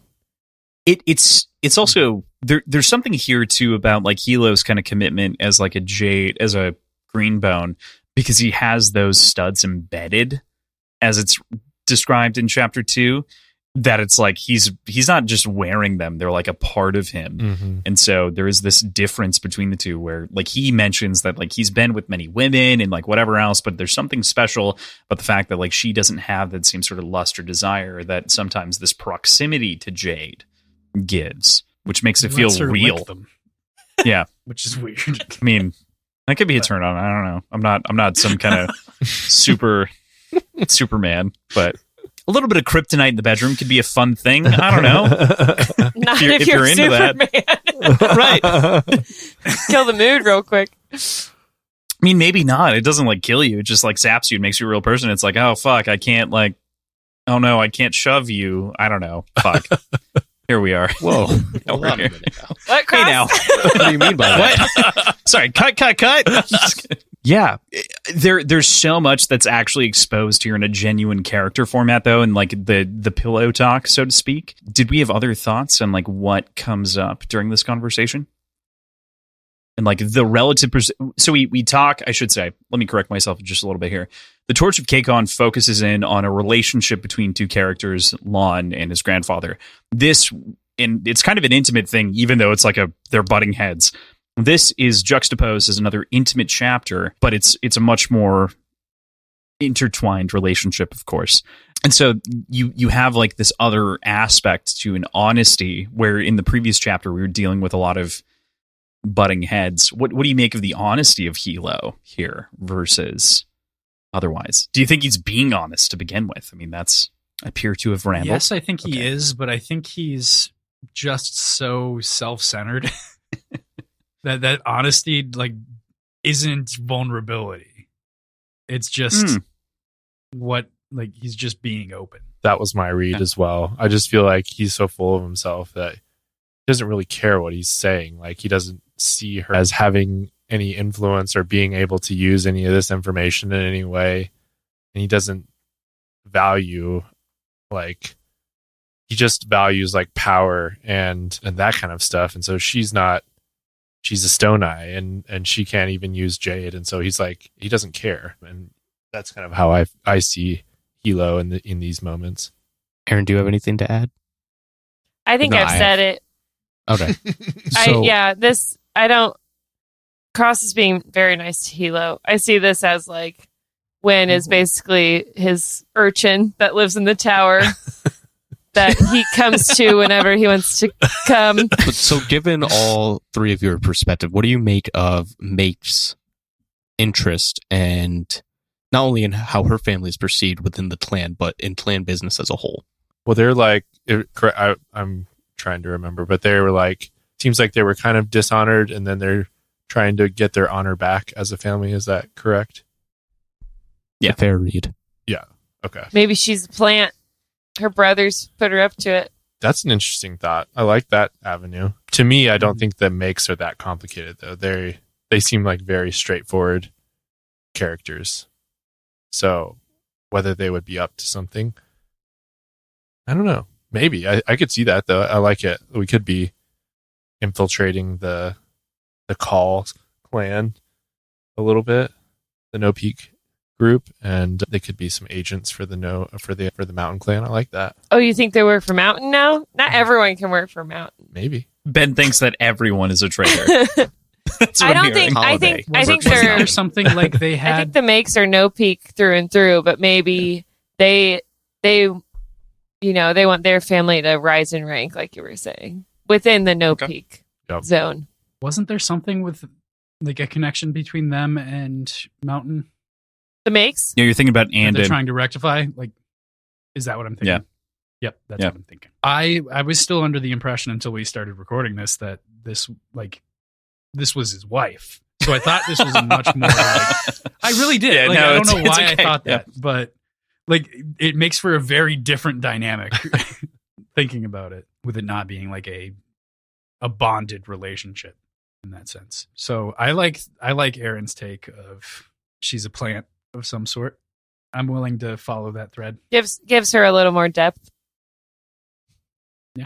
I think we should touch on Shay introduced in the previous chapter. There's a discussion of her here, specifically when insisting that she is their grandfather's favorite, they being the Kauls, obviously. And give me a second to ease back to my notes. Sorry. So we see that family dynamic at play with the Shay relationship, and then we also see Hilo's perception of that, and we also see how Hilo, for his part, perceived the Enyi situation with Lon. Yeah, Hilo's kind of in tracking with his grandpa. He's like, I would have killed Enyi's mudblood. I don't know what to call him. Like I said, yeah, he's just like much more like you can tell he respects power and force. And like, there's very little else that impresses. He's like, Hilo. You disrespect me, I'll kill you. Exactly. And it's the same situation with like Shay. Like he said, he basically would have gone and killed her lover if Lon would have let him. And that's where you're just like, this is where Hilo really starts to go downhill for me. I'm like, this guy is out of control, you know? It's real douchey. Yes, that's exactly like, as much as I liked him in the first chapter, this really turned my opinion on him where I was like, this guy's kind of a douchebag. He definitely has a lot of those sides and elements to him for sure. And I think that's what we pick up upon inside of this chapter is just like there's a dichotomous presentation between the part that he presented earlier and what he's saying now. And there's this sort of duplicitous nature that it's like, who really are you that we're still kind of juggling? Mm-hmm. Yeah. We shall see. We shall see. With that, we go into Chapter 6, Homecoming. Yay! Female protagonist. So, Chapter 6, Homecoming. Kaul Shaylinson returns home after a 2-year stint in Hispania, acquiring her business degree. Having removed herself from the family previously, she returns with a desire to maintain her independence. As she returns, we find that she's greeted with open arms, but exacting opinions on what she should be, not only from her brother Hilo, but from her grandfather, Kaul Sen. Get that business degree. Knowledge is power. She goes off.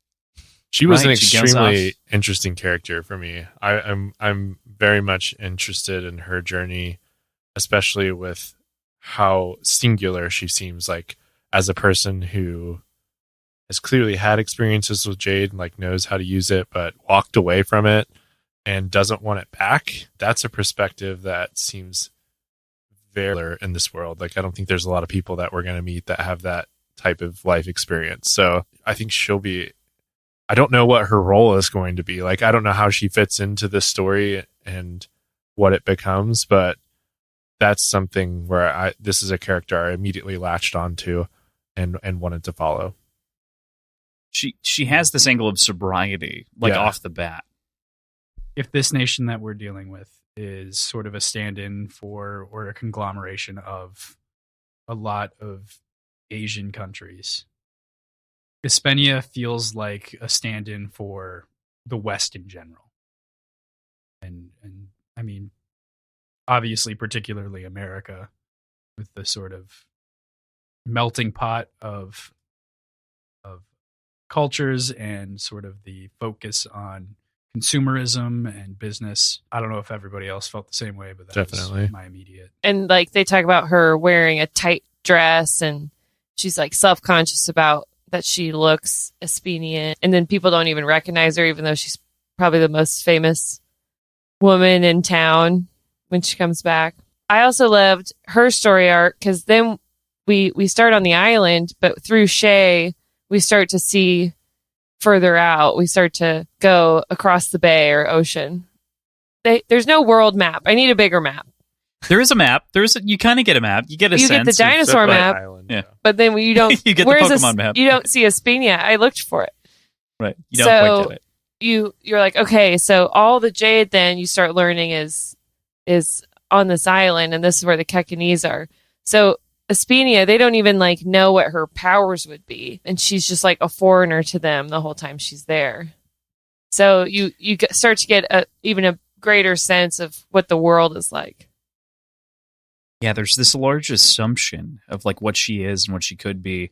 And I love that from her perspective, where it's like everyone treats her. I don't love that, for the record. I love the way that it's presented, though, that it's like you are this sort of foreign object that no one understands. And so you're just the literal concept of a meme, where it's like we understand what you are in broad context, but it's a generalization of what you could be in your potential. And so she is always trying to distance herself from that mean that she's a part of, including her own like self-imposed Jade exile that she chooses when she leaves the clan and everything else.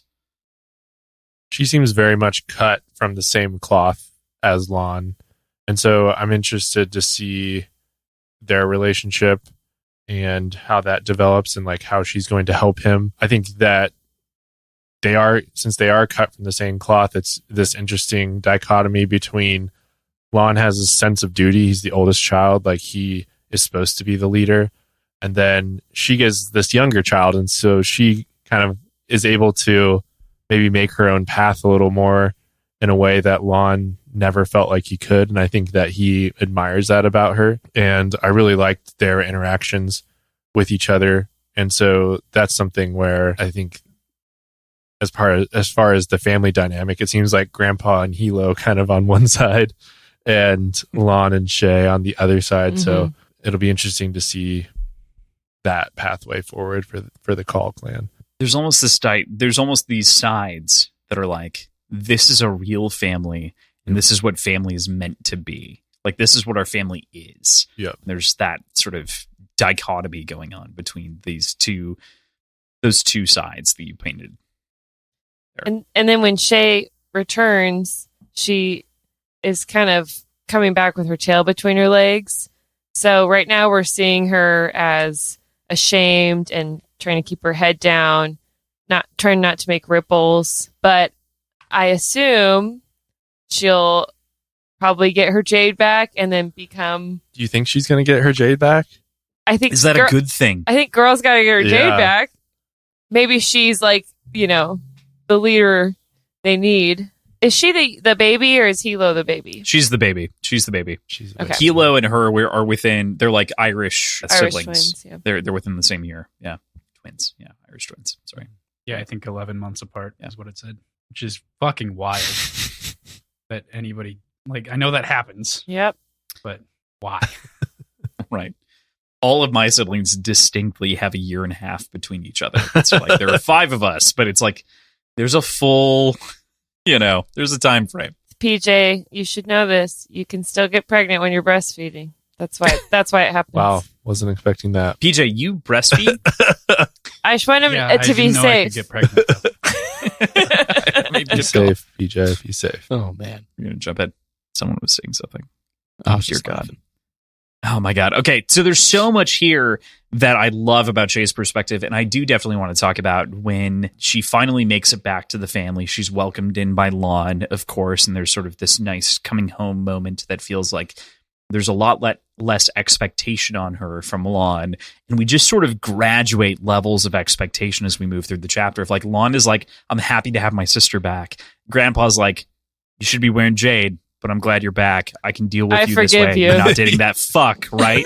and there's like there's a little bit of racism like, tucked in there. Yeah, I don't want to say I told you so, but I fucking told you so. I fucking told you so. He's got his finger guns going blazing, yeah, in that moment. And then there's the final confrontation, of course, with Hilo that escalates it to like almost.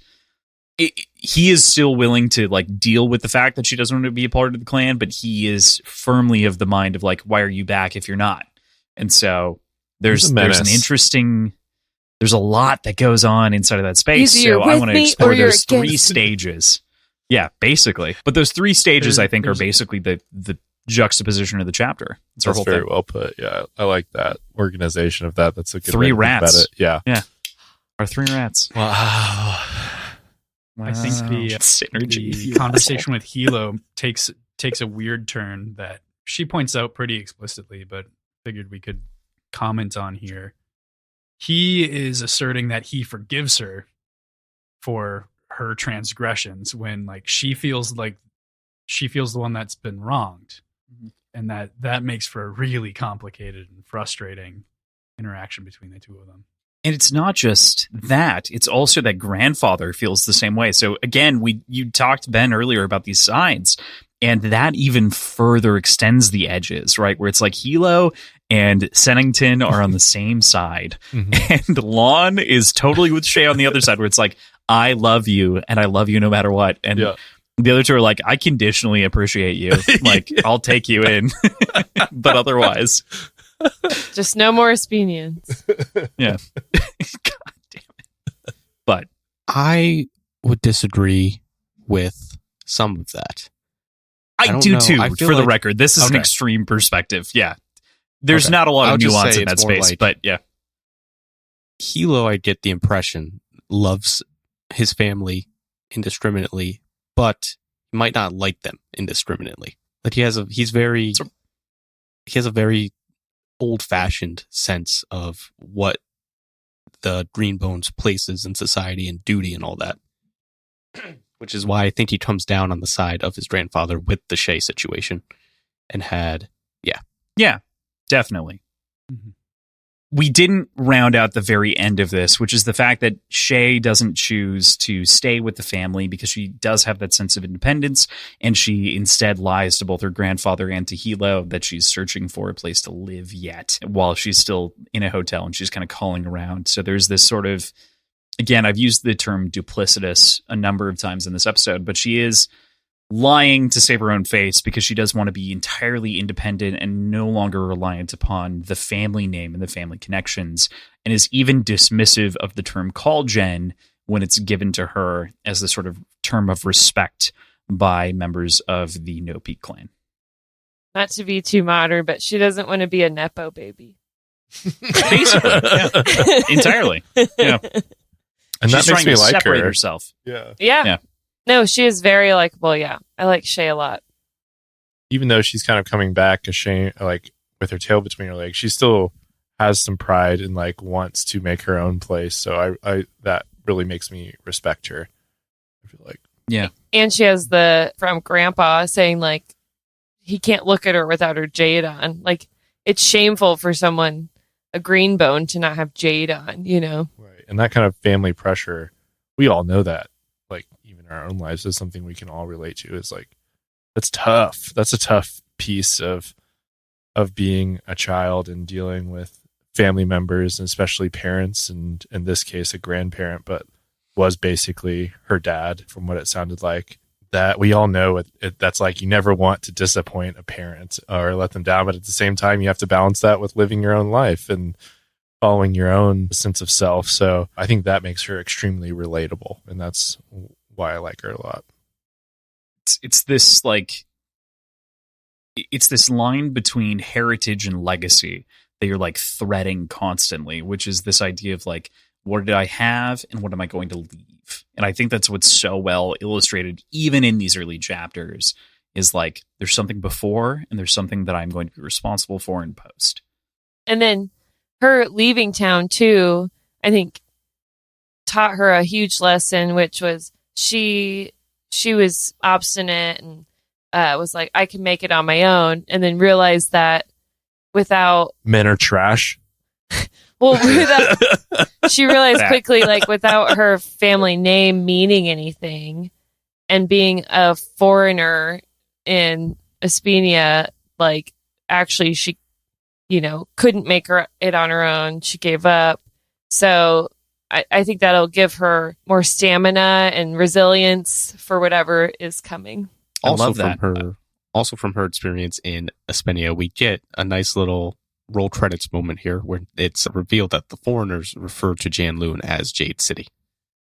Ho ho! Title of the Little name drop. Book title. That is a credit rolls moment. Opening credits roll. We see all of our 4 characters presented on the screen. Jade City. We come to terms with that. Yeah. Jade City. Roll credits. Let it be known that one of my like biggest disappointments of this last year was that Paramount Plus like lost money because of Halo, and that meant that they cut Greenbone Saga as a television adaptation. Very angry. It's one of because it was the best adapted. things I've ever heard. I didn't know One that. of the worst things. They lost so much money on Halo that they cut 4 in production series, which included Greenbone Saga, which is the biggest bummer ever. Halo sucked. Why did they make a Halo? Halo sucked. Yeah. Whose idea was so that? bad? Regardless, I'm just so this story is so much better than anything that they could have pulled off in Halo. That Halo's it's just not like, even a story; it's a fucking game. I've heard the book. The Right. Halo books There's are some actually story. interesting. The Halo There's a books book? are actually pretty good. Yeah, Yeah. there's many books, but News to me. regardless, they didn't even try to follow the books nor the game, so Right. that's why it sucks. But point being, my biggest disappointment of this last year was that being put off and shelved and moved to a different studio potentially. So it's not like it's off the table, but it was like Maybe we're it'll going be to get better. it in 2025. Peacock. But yeah, looking at you sideways. Peacock, come on, you can do this. Paramount couldn't, but you can. Peacock, cool. Anything else on chapter 6? All right, well then let's move into the chapter with Andon here. We go to chapter 7, Kaul Dusharan Academy. We move to Emery Andon nearing the end of the day of schooling at the Kaul Dusharan Academy, named for the father of Lon, Shay, and Hilo, a place for training greenbones. After a friendly sparring match between Hilo and his adopted cousin Andon, we reflect on his state as someone who is very sensitive to Jade and his relationship to others. I love this one. This is such a good chapter. Yeah, this is I love a great good chapter. young person in the schooling, and you learn how they like are training. I love it.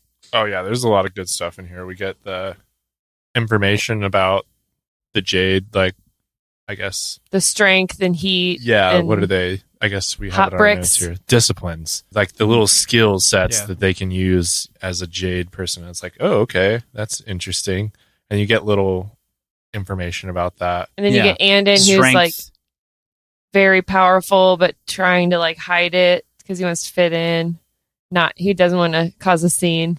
Very classic setup here Yeah. with Andon. Yeah, Yeah. Which the one thing that sort of doesn't track for me, it doesn't and doesn't. He seems out of place a little bit and kind of an outcast to a certain degree when compared to the other students. But when he's fighting with Hilo, it's mentioned that he's like the top student at the school. But that could make you an So- outcast. Like being the smartest person in class it's can true. make you people for sure. hate you because you're like setting the bar way too high.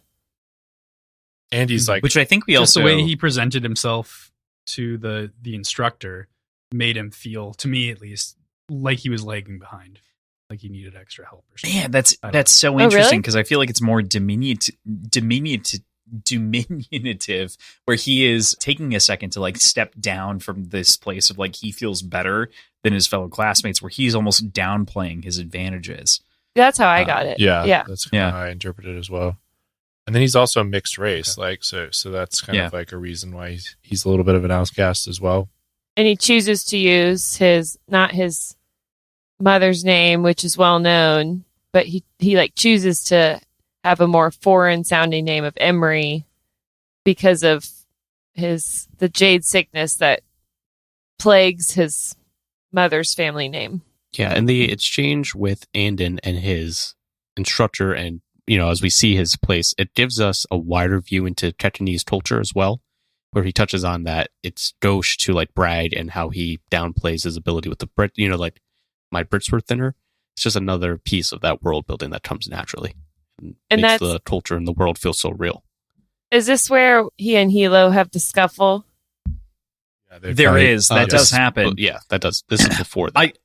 I want to bring up just one other thing before we go into the scuffle, which is that we previously in the last chapter got from Shay this perspective of when she left the country. The conversation and teaching being taught was more about like arguing your own point than it was listening and absorbing other people's information and like taking that into yourself. And I thought that was such an interesting point on different teaching styles and learning languages. And like that plays directly into the scene with Andon and the way that it's like, I'm not meant to be superior. I'm not meant to educate you on why I'm so good. It is, I am trying to take in what you're trying to teach me at the same time as I am also playing for status among my peers. Definitely. Sorry, that was intense, but I love this bit. But we get to the duel. The duel's pretty sick. Scuffle. Right? The scuffle. Yeah. The little, it's meant to be like kind of a fun, like, I'm just beating up on my cousin, just Like it's a noogie. Yeah. This is like really cements Hilo as an asshole. As an asshole. I love. Does it? I feel like it makes him lovable, kind of. Oh, I don't. I like. He totally picking misunderstands like the situation. Like, yes, like he said, the one line that stuck out to me, I feel like, is like he said, Lon used to do this to me all the time, but it wasn't like this. Whereas like this. Well, no, feels... and then Andon even points out that Hilo would challenge Lon until Lon just had to like kick his ass to get him to stop. But this feels like vindictive, almost just like a power play. Like, yes, hey, I can beat you up because... And it's fun. I can, and I will, and don't you But ever Hilo feel like sees I it can't. as like he's like pushing Andon to like be a better fighter and stuff. Or he's like, see how great you are? You beat me up. And he's like, you broke my fucking glasses, dude. Actually, that happens later. And I can't fucking see. Yeah. But what I love in this chapter is that Thomas kind of pointed it out. The like, oh, my bricks are thinner. And like the way they, after they win a fight, like, oh, it's too bad that you did leg day today. So your legs are like, that. I think that's a great, by Fondly, a great like society-ism where that's just what they do after a fight. I do like that Andon does get some shots in on Hilo because I do feel like he deserves them. So I did enjoy that part. It also is another example of how multiple all these characters are, where how last chapter I touched on how traditional a lot of Hilo's viewpoints are. But then as opposed to like, you've all touched on how perhaps egotistical he can be and how full of himself. And so that's at odds with the Tetanese culture of being so humble and being like, my Brits were thinner. And then also we see how he gasses up his cousin. Like, look what you did to me. And even in private with Shay, with Wen, he says that Andon's going to be a green bone out of legend. So it's just another interesting layer to a character. Mm-hmm. Mm-hmm. It does feel like there are more personality similarities being drawn between Hilo and their grandfather. Like this sort of feels like something he would have done in his prime of like going and beating up a younger, promising prospect. Do you think he might have done that with the tall grandchildren? I mean, I think we see him do that. Fair enough. He's still doing it. Oh, there's so much. That is a great point, PJ, that you just brought up. Yeah, that hadn't occurred to me, but so I just like to call out when our homies are doing good. That's all. Appreciate you. We also, as mentioned by Aaron earlier and Ben, we get this quick snapshot of the school almost, and we get these 6 disciplines of Jade, which I think is important to highlight here: strength, steel, perception, lightness, deflection, and channeling, as these 6 elements and make a Jade warrior. And it gives us this thing that we can lean into, especially as you're reading the text. You see these things capitalized, and it's like, oh, okay, so this is a moment in which they're calling upon something else. Mm-hmm. It's important to note. So, what do you guys make of this sort of it's not fully, it doesn't fully paint the magic system, but it gives us context and like notes to follow. What do you think? It definitely seems like, and then I guess this is kind of plays into the next couple chapters as well, but it seems like people have specific disciplines that they're better at, or that they're kind of like experts in channeling. And I think that will do a lot to inform characters. So I want to know like what Hilo's discipline is, or one he likes to use. I'm assuming it's probably strength. And then it'll be interesting to see like differently, like what Lon channels and like what he's good at and how that's going to inform his character. And if one day we see what Shay does, like how that will inform her character. So they definitely seem like tantalizing skills, especially like I think lightness like referred to someone like running up a wall at some point, so that sounds pretty cool. Well, or Barrow going up in the restaurant, he's Stairs. Like, this must be lightness. Yeah. So I like that a lot. That was very intriguing for me. And using them together, like Andon has to use strength and steel equally in order to break the bricks and not break the bricks and not burn his hand. He assembles that. Yeah. I liked that those were distinct as well. It feels like you could easily build this system where strength and steel were the same. And like if you're strong, you're also like, well, it's so able to crazy. take a Pewter punch. burning basically encapsulates both these things, but it's not the same. Like, yeah, right. Mhm. This is a distinct difference between. Sorry, I didn't mean to steal that, but like, my God, comparatively, pewter is like in Mistborn is just so encompassing of like my body is good. Yeah. And this is like it's not just your body, it's like your ability to sense things, it's your ability to touch things and interact. Like it's more than that. I'm so sorry, PJ, I stole your thunder. no, that was. But I feel bad. I love you. Right. So I'm sorry. no, you're good. I love the magic system and the way that it's described. There's also, I do want to jump back to this, especially as it relates to Shine and otherwise, but I think one of the things that we can't skip over is the way in which Hilo refers, and like we get this understanding of the Mad Witch. And this paragraph is maybe the most haunting paragraph and the most verbose of this entire section that just gets like claws at something deep. So one night when he was 7 years old, Andon had found his mother sitting naked in the bathtub in the middle of the night. It happened after a hot day in the middle of summer. He remembered that. One of those scorchers when people iced their bed sheets in the evening and hung wet towels in front of fans. He'd gotten up to pee. The light in the bathroom was on, and when he walked in, he saw her sitting there. Her hair was hanging in limp, wet strands in front of her face, and her shoulders and cheeks were shiny under the yellow glow. The only thing she was wearing was a 3-layered jade choker she never took off.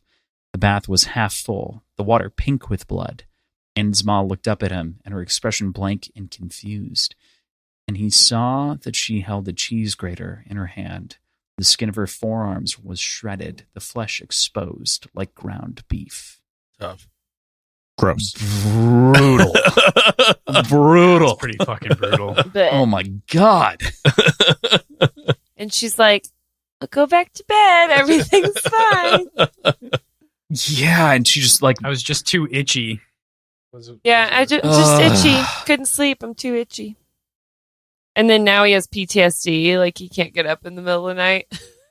he also like constantly evaluates all of his own things as like, do I measure this against what my mom experienced? And like he's taking his that in as uncle. like this measuring stick. Yeah. Mm-hmm. Ugh.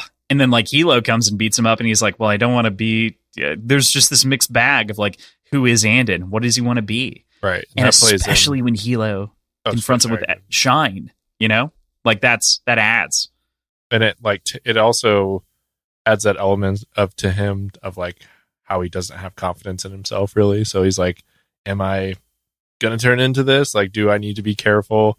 Should I be pursuing this? Like all of that plays into why he's unsure of himself. Mm-hmm. He has good reason.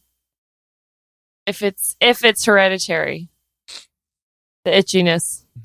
Right. There's that potential implication that his family, which has this tragic history, how much of that is due to a proneness to the itchiness and insanity. And then also we hear about, the weakness that foreigners have to Jade. So he has that double-edged sword that's really seems to be driving an insecurity in him. Brutal. All right. I think that rounds it out. Are we good on chapter 7? And then how it ends. Yep. Oh, yeah. It's like, I guess Hilo's saying something's happening with the Mountain Clan, but I haven't seen it yet. Bum, bum, bum. That's a very transition. That is a very Stephen King. I know that PJ has experienced very little of King, but like that is a very Stephen King stinger at the end of like, well, he didn't know it was coming. Yeah. And the next chapter is like, he still didn't know it was coming as it opens. And it's like, oh my God. Yeah.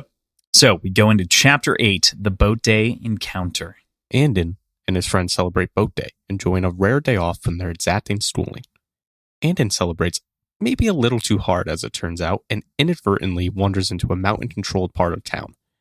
Separated from his friends, he gets into a fight with 3 students from the Mountains Academy, which is broken up by 2 high-ranking members of the Mountain Clan, who then seize on this opportunity to have a surrogate Kaul in their power and take him to what they call the top of the mountain. Here goes. This feels so well prepared, but knowing that like it is truly happenstance makes me wonder if they had like a contingency plan of like, if we ever get this opportunity, this is what we'll do. Or if it was truly a spur of the moment, off the cuff, like, let's take advantage of this opportunity kind of deal. This Gaunt fellow seems quite formidable and good at what he does.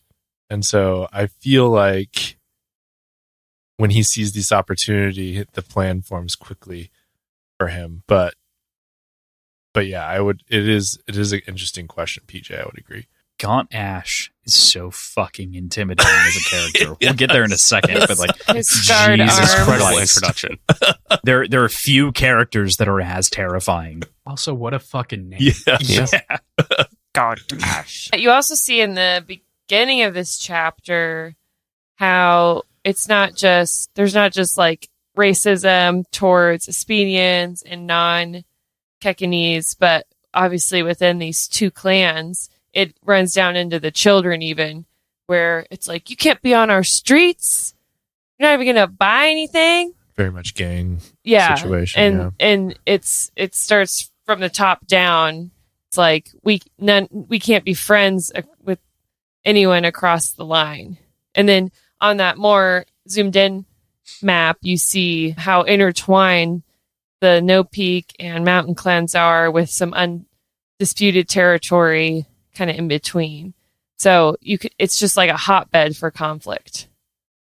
Yeah. The city is severed in a couple of ways. So much so that Andon has never been in mountain territory before, and he remarks on how surprised he is that it looks almost identical. He's heard so many bad things. He's like, they're just like also living their lives. Yeah. Cool. Yeah, like how, Crosland, you said it's severed, but it really isn't. It's only for the select members of the clans. For everyone else, they just come and go as they please throughout the city. Yeah. So interesting. We just have this little wrinkle. We've got a jaded perspective, perhaps. There's our first dad pun of the entire podcast. I liked it. We keep it Jaded. It was going to happen. It was going to happen. Points. Like, thanks, Aaron. I appreciate the support. Yeah. God, I love. Yeah, go ahead. It's interesting because we see almost that it seems like the clans have unlimited power, but then we see a way that their power is so limited and their perspective so narrow. Yeah. It's tough to like even begin to parse. Like, this is the first chapter where you begin to manifest the way that these clans are actually dueling over land and property. And this is where it's like, oh shit, I was caught on the wrong side of the fence and now I'm being dragged back somewhere else. Yeah. And it's I'm a little bit drunk with my friends, and so like Fuck. But also, we have a rule in the podcast, for the record. Whenever anyone drinks in the books, we take a drink. If you have a drink, take a drink. Cheers. It's fine. It's very much like gang zones, or like we said before, the mob, or like, these are our streets. Right. Don't cross the line. It sucks for Andon too, because he pointed out he was drinking sugary cokes. Because OG. Yeah. Well, the hoji is what everyone was drinking, and he's like purposefully not getting drunk to like stay on guard. But then because he's drinking like soda, basically he has to pee.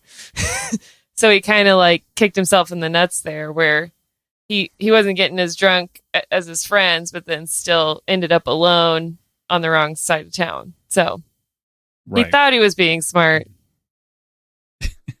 Still, turns out that Still you a can't kid. go into any, Denny's and go to the bathroom. These are gang Denny's. yeah. I saw it as like a Casey's Yeah, sure. with like Totally. pizza, Yeah, entirely. It's a very You're Midwest. not even gonna buy any pizza from Casey's. It's the best pizza. That quote of he thought he was being smart, I feel like pretty well encapsulates every teenage boy in existence. I'm pretty Ever. sure that's absolutely exactly how everybody feels as a teenage boy. I think you're right. I'm a little disappointed we don't eat whenever people eat on the show, which is fried bread. That just sounds delicious. Yeah, so Oh my some God, fried yeah. I bread. definitely have that thought anytime. Ooh. Has anyone Give ever? me some bread knots. I think Andon might be the only person in history to be drunk and not want fried food. Exactly. Well, that's the point. He wasn't drunk. He wasn't drunk. He was kind He of was drunk. kind of drunk. He was Yeah. kind of Still a little drunk, drunk. but he He's should have been more drunk, but he wasn't because he was being. He was trying to be. Yeah. Yes, and he was already stuffed, Thomas, because he mentions responsible call, but he's not a call. I'm just he's saying, like, when I'm I already drink, I stuffed spot and I don't this have bit. money. But he's thinking like, I guess I'll go buy some so Yeah. these punks don't beat me up. Mhm. Then we learn more about Andon's family, right? Or we get like tinglings of, oh, you knew my mom, or Through Gaunt. through right? Gaunt, Yeah. through the buff Thomas, I think scarred you've arms. You've got a big note on Gaunt that I want to talk about for sure. I have several notes on Gaunt. The one most relevant Gaunt here Ash. is, what do we make about these assertions that he makes about Andon's family, and that if things had gone differently, Andon might be a member of the Mountain Clan right now? This comment is one of the main things that make me feel like this was a contingent plan. Like anytime we have this opportunity, we're going to take it, because it feels like he could be persuaded with these stories and with these comments to jump ship and to turncoat a little bit. I was going to say also, Gaunt seems pretty reasonable, like as a dude, and he is treating Dude. Andon pretty well and is like very straightforward with him, is not deceiving him at all. I think he's probably deceiving. You think so? He's acting straightforward. I think, yeah, he's up to a little something for sure. And this kind of gets into They my literally kidnapped Yeah. yes. Literally kidnapped. Yes, I guess remember- you're right there. I feel like each A one lot of of flat for you. another horn. But he's not Or like, beating children, right. kidnapping. Okay, True. interesting. Yeah. True. Ben. All right. Benjamin. But Ben's he's a mountain he's clanner. straightforward with him. And this Sounds like it. this does get into my larger conspiracy, where I'm saying, like, are the Mountain Clan the good guys? Maybe, like, are our family members are some of our family members like up to some bad stuff, doing some bad things, and then we're going to see a different perspective here, where these people that we've been introduced to are not doing the right things, and maybe it's the Mountain Clan that is kind of has the more righteous position of the two clans, and is Andon going to be pulled in between them, and then Maybe work be a kind of- bridge. and then you kind of work Lon into that, where he is kind of this figurehead, but maybe he doesn't know everything that's going on in his organization. He finds out there's some shady shit going on that he doesn't agree with, and so that's kind of where I'm going with with my. It sounds like a bad larger- corporate structure, you know? Like it sounds like a really bad like CEO is like, I don't know what's going on in my HR department, but they kept firing people and killing happens them. a lot I more don't than get you it. think. Yeah, right. Aaron has been chomping at the bit ever since you started talking, Ben. So I got to give. Go ahead. Me? Yeah, you were sitting there like munching on the microphone when Ben was talking about the trying to groups. scroll. All right, fine. You don't like my Mountain Clan I conspiracy? think that's a great thought. And I don't know. I don't trust Mata, maybe because they don't want me to, but she seems like a huge bitch. Okay. Shots. I'm so fired. sorry. Yeah, right. She seems like a huge bitch. We've only you heard know, about her. And therefore, I'm a no peak clan because of my own situation. We've only heard about her from the No Peak perspective, though. I don't know. She's she didn't fight in the war. She came. Well, she did. Wait, does she know Grandpa? She's the we daughter don't of, know. right? Well, Of we the yeah. guy. She appears to be the inheritor of Yeah. that clan. But not by blood because they didn't have any descendants. The answer that we get is that he did not have any kids. Yeah. So the Hyde clan.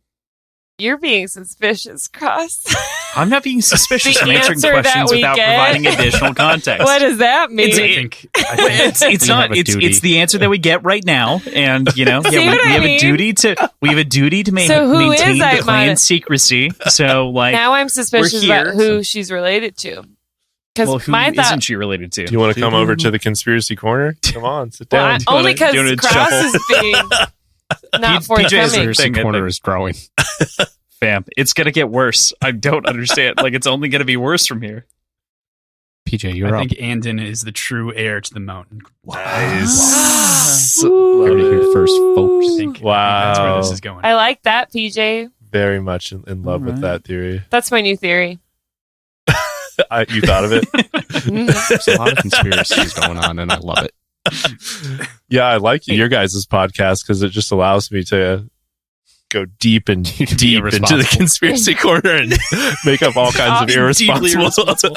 Deeply Yes. off a cliff. That's our whole vibe. We want to provide people with misinformation until we correct the path. Like, that's our idea. And for everyone else who's read the whole thing to be like, oh God, they're so wrong So fun. or so right. You know, that happens. From time I'm to just time. out here to give bold takes. Hot take. But Gaunt Ash is a fascinating character. Extremely. I think we could talk about him for quite He's a while. the inside this only one perspective. to win the duel by combat, The- trial by The combat. death of consequence. Oof. Death of consequence. Another good nickname. Yeah, what a fucking concept. Yeah. Oh my God. This idea that like you're going to be executed and you're like, I ask for a death of consequence. And then you fight your way out of that circle. And he did it by stealing, which Woo. seems like he like makes himself hard enough not to be like fully stabbed. I don't know the full So he concept of gets a that. little cut. But he's got cuts. He's obviously got scars left over from it. But like that is pretty He's got to wear fucking shirtless leather vests. His bike gang. He's just chill about it too. The whole time Yeah. he's very nonchalantly powerful. Cool. Yes. Like he's leaning back in his leather chair and he's like, what are you going to do? Like, you could leave if you wanted to, but are you going to try, Andon? Yeah. I really like him as a foil as the horn that's a foil to Hilo, who's all bravado and show of power and very much like in your face and like willing to show his power. And Gaunt's just like quiet power and authority. And he just like lives it, breathes it, and oozes it in a way that Hilo like wishes he could and feels like maybe he wants to be perceived, but can't be because he's kind of a hothead about it. Yeah. Do you think that is like personality reasons between the two, or is there more there or less there? I think it's youth and, age, number one, I would say. Like, clearly, Gaunt has a lot more life experience and has been through so much more. And so that informs the way he goes about things. And Hilo has to like act even older and tougher than he probably would want to, just to assert his authority because of his age. Right. And he's got the title of like the youngest horn Ever. And so that's like adds to kind of his bravado and like how full of himself he is. And so that plays into the way he acts, I feel like. And Gaunt's like, I've fucking seen death. Like I have cut down 8 men to save my own life and came out the other side. Like, I don't need to prove shit to anybody ever again. Yeah. I like that comparison. All right, so we move into the final chapter of this week, Skirting Aisho. We pick up with Lon dealing with clan business when he's interrupted by an urgent phone call. Quickly realizing it to be a member of the mountain and that they have Andon, he evaluates the situation and attempts to manage Hilo's rage, who stands at a hair trigger's breadth from going off. Right away, I have a problem with the summary. Perhaps. Here's the thing. Is Hilo out of line for being a hair trigger away from going off? No one's saying there's no perspective on it being incorrect. It's just that he is at that line. That is fair then. I just wanted to He raise it up. surrounded the hotel. It's meant to be perspectiveless. That's my intent. And I think Lon has a pretty good read on the situation. He's like, all right, this is what's going on. I know exactly how Hilo's going to react to this, and I've got to play some damage control a little bit before anything bad happens. I do like that little nugget that they add that the Mountain Clan has maybe made a play like this before with another clan that they annex. So I think that ups the stakes a little bit. So I like that, adding it in, because at first you're like, okay, nothing's going to happen. We're 10 chapters into the book or whatever, and like we're not going to start all out warfare right now. But adding that little a nugget in there that they've done this before and maybe it's a tactic, and making Lon question himself a little bit and question his decision to stand down. I like that a lot. That added some little tension there, I feel like. Absolutely. I think it compounds the whole situation. Right. It's like, oh God, we've seen this before with the lower clans, and now they're trying to pull this with us. What does that make us in their minds? Like, there's that meta game almost to the whole thing. And speaking of the other clan, again, we learn, there's lower clans, there's other clans, people have been pushed out. So it's not just No Peak and Mountain. So I think maybe down the line we'll learn about other groups. That's a great question. Yeah. Will we? I'm not telling you. How dare you ask me? We haven't been Or having Thomas. citrus drinks. We're fine. Yeah, we're A-okay. I am a little nervous for when I have to just drink opened and up do my this. book. Yeah. We're going through this summary, and I'm like, what else happened in this chapter? And I like open up a book, and the reason why I'm like at a loss for it is it's like 4 pages. It is there's fast chapter. It's rapid. Yeah, it's but they're bafflingly short. Yeah. Or deceptively short, I guess. That's why it feels good to maintain here to some degree, is like, this is a great cliffhanger ending of like, okay, we have this perspective of like Lon is in a meeting with a bunch of business people and he gets called out of it, including Doru. For the record, he's meeting with Doru. There's this whole thing of like all of the people are fleeing the room, including the secretary of Doru, and they're just like wandering outwards. There's this sort of petty clan business nature of it. But it just gets into this sort of meaty detail of like, okay, you brother, hey, I get it. We're on the phone. Yo, are you good? And he's like, I'm not fucking good, dude. And I think Fonda set us up really well to understand Hilo's fondness for Andon as like a little brother. So he immediately goes into protective older brother vibes. And maybe he's even acting with this show of strength surrounding the hotel, ready to like fuck shit up because he knows his brother is maybe too steady and too slow to act. So Hilo's like, well, I'm just ready in case Lon doesn't do what he should do, which is get Andon back. It's definitely a little bit of a redeeming quality for him, I feel like. Like, he does have like genuine love for Andon, genuine concern, and it's not just about him wanting to start some kind of conflict with the Mountain Clan. It is coming from the perspective of, like, if one hair on his head he's is out of scared. place, even though they're out of place because I beat the shit out of him. He's like scared for his brother and Mhm. cares about him. So that is definitely a little bit of a redeeming moment for him, for sure, I feel like. There's also an interesting difference in language where early, like, we see that Hilo views Andon as a brother, where Lon says he views him as a nephew. Interesting. I didn't notice that. I like that.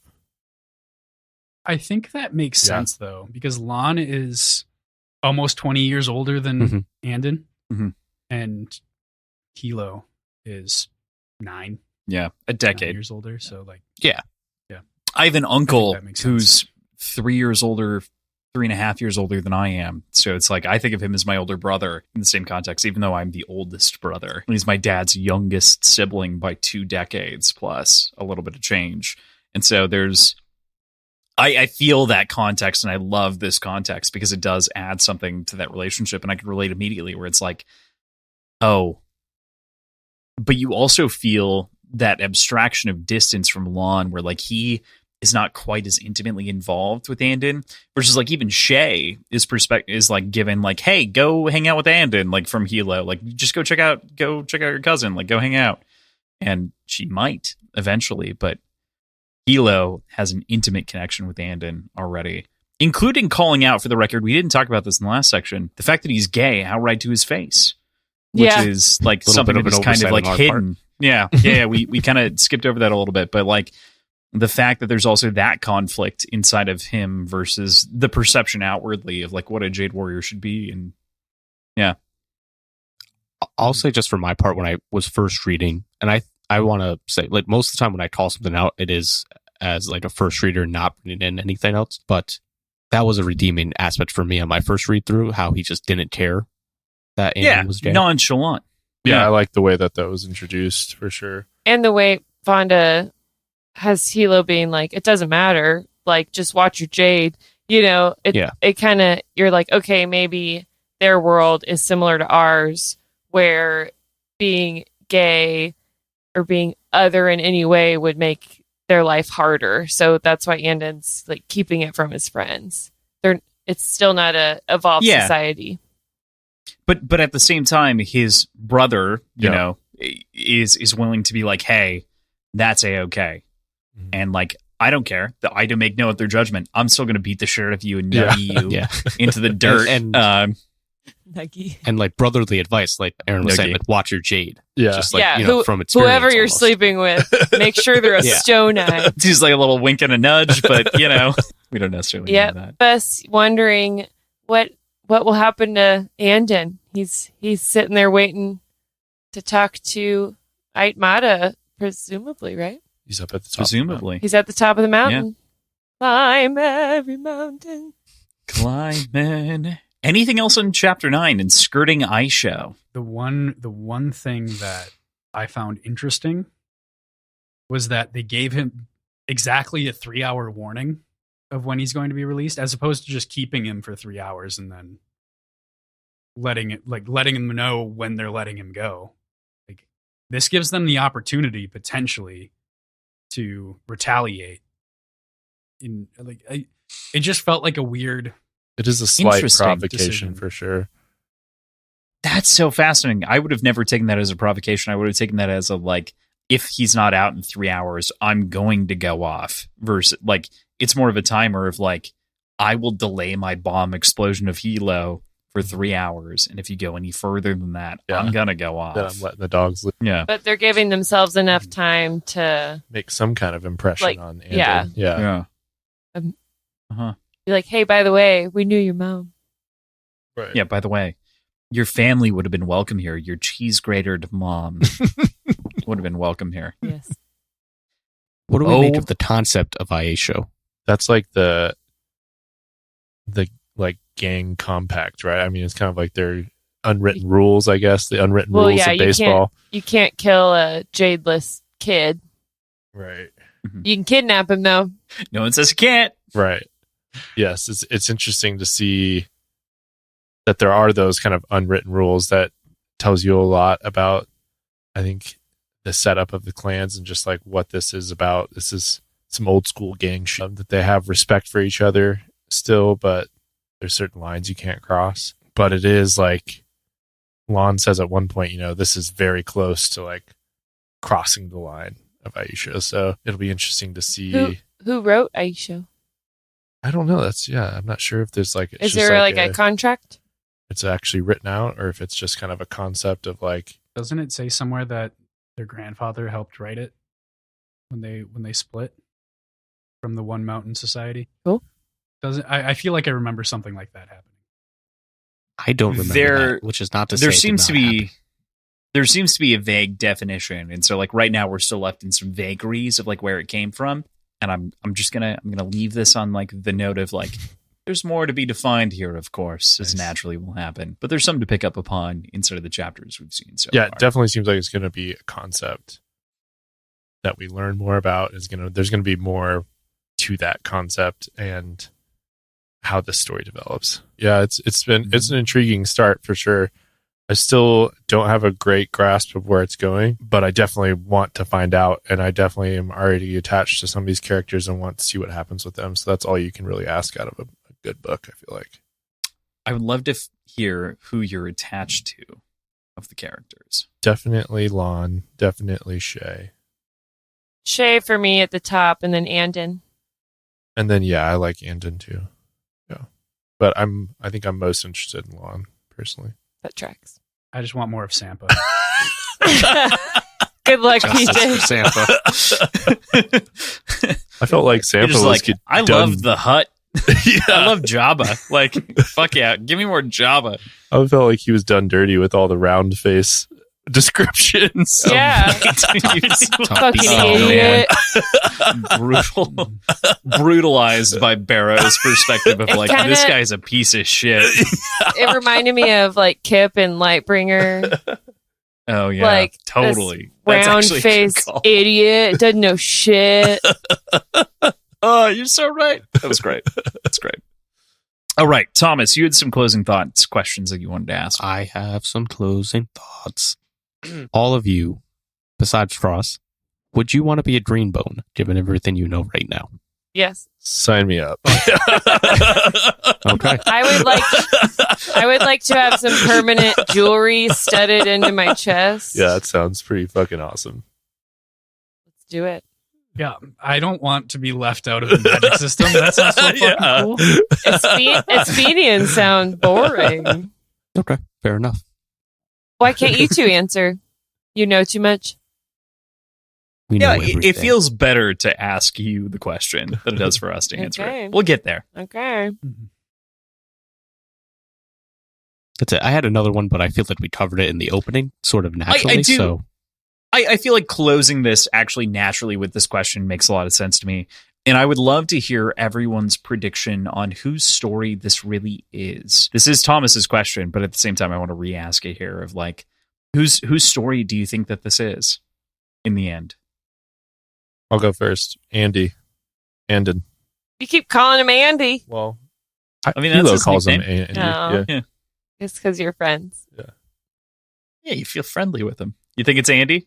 Yep, that's what I'm going to say. I think if we have to choose one, I'd pick Andon. But I really think it's going to be Andon and the three siblings. Okay. I feel like Lon will take a big lead. He is the leader. Probably a safe guess. Feels natural. Yeah. Okay.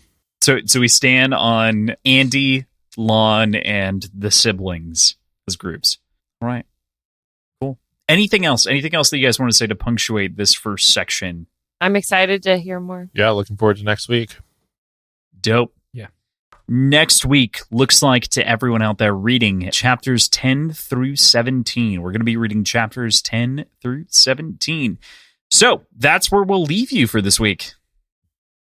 Thank you, as always, to Tim and Andrew for helping us keep the show going and making sure it exists and can be accessed. It's a big deal.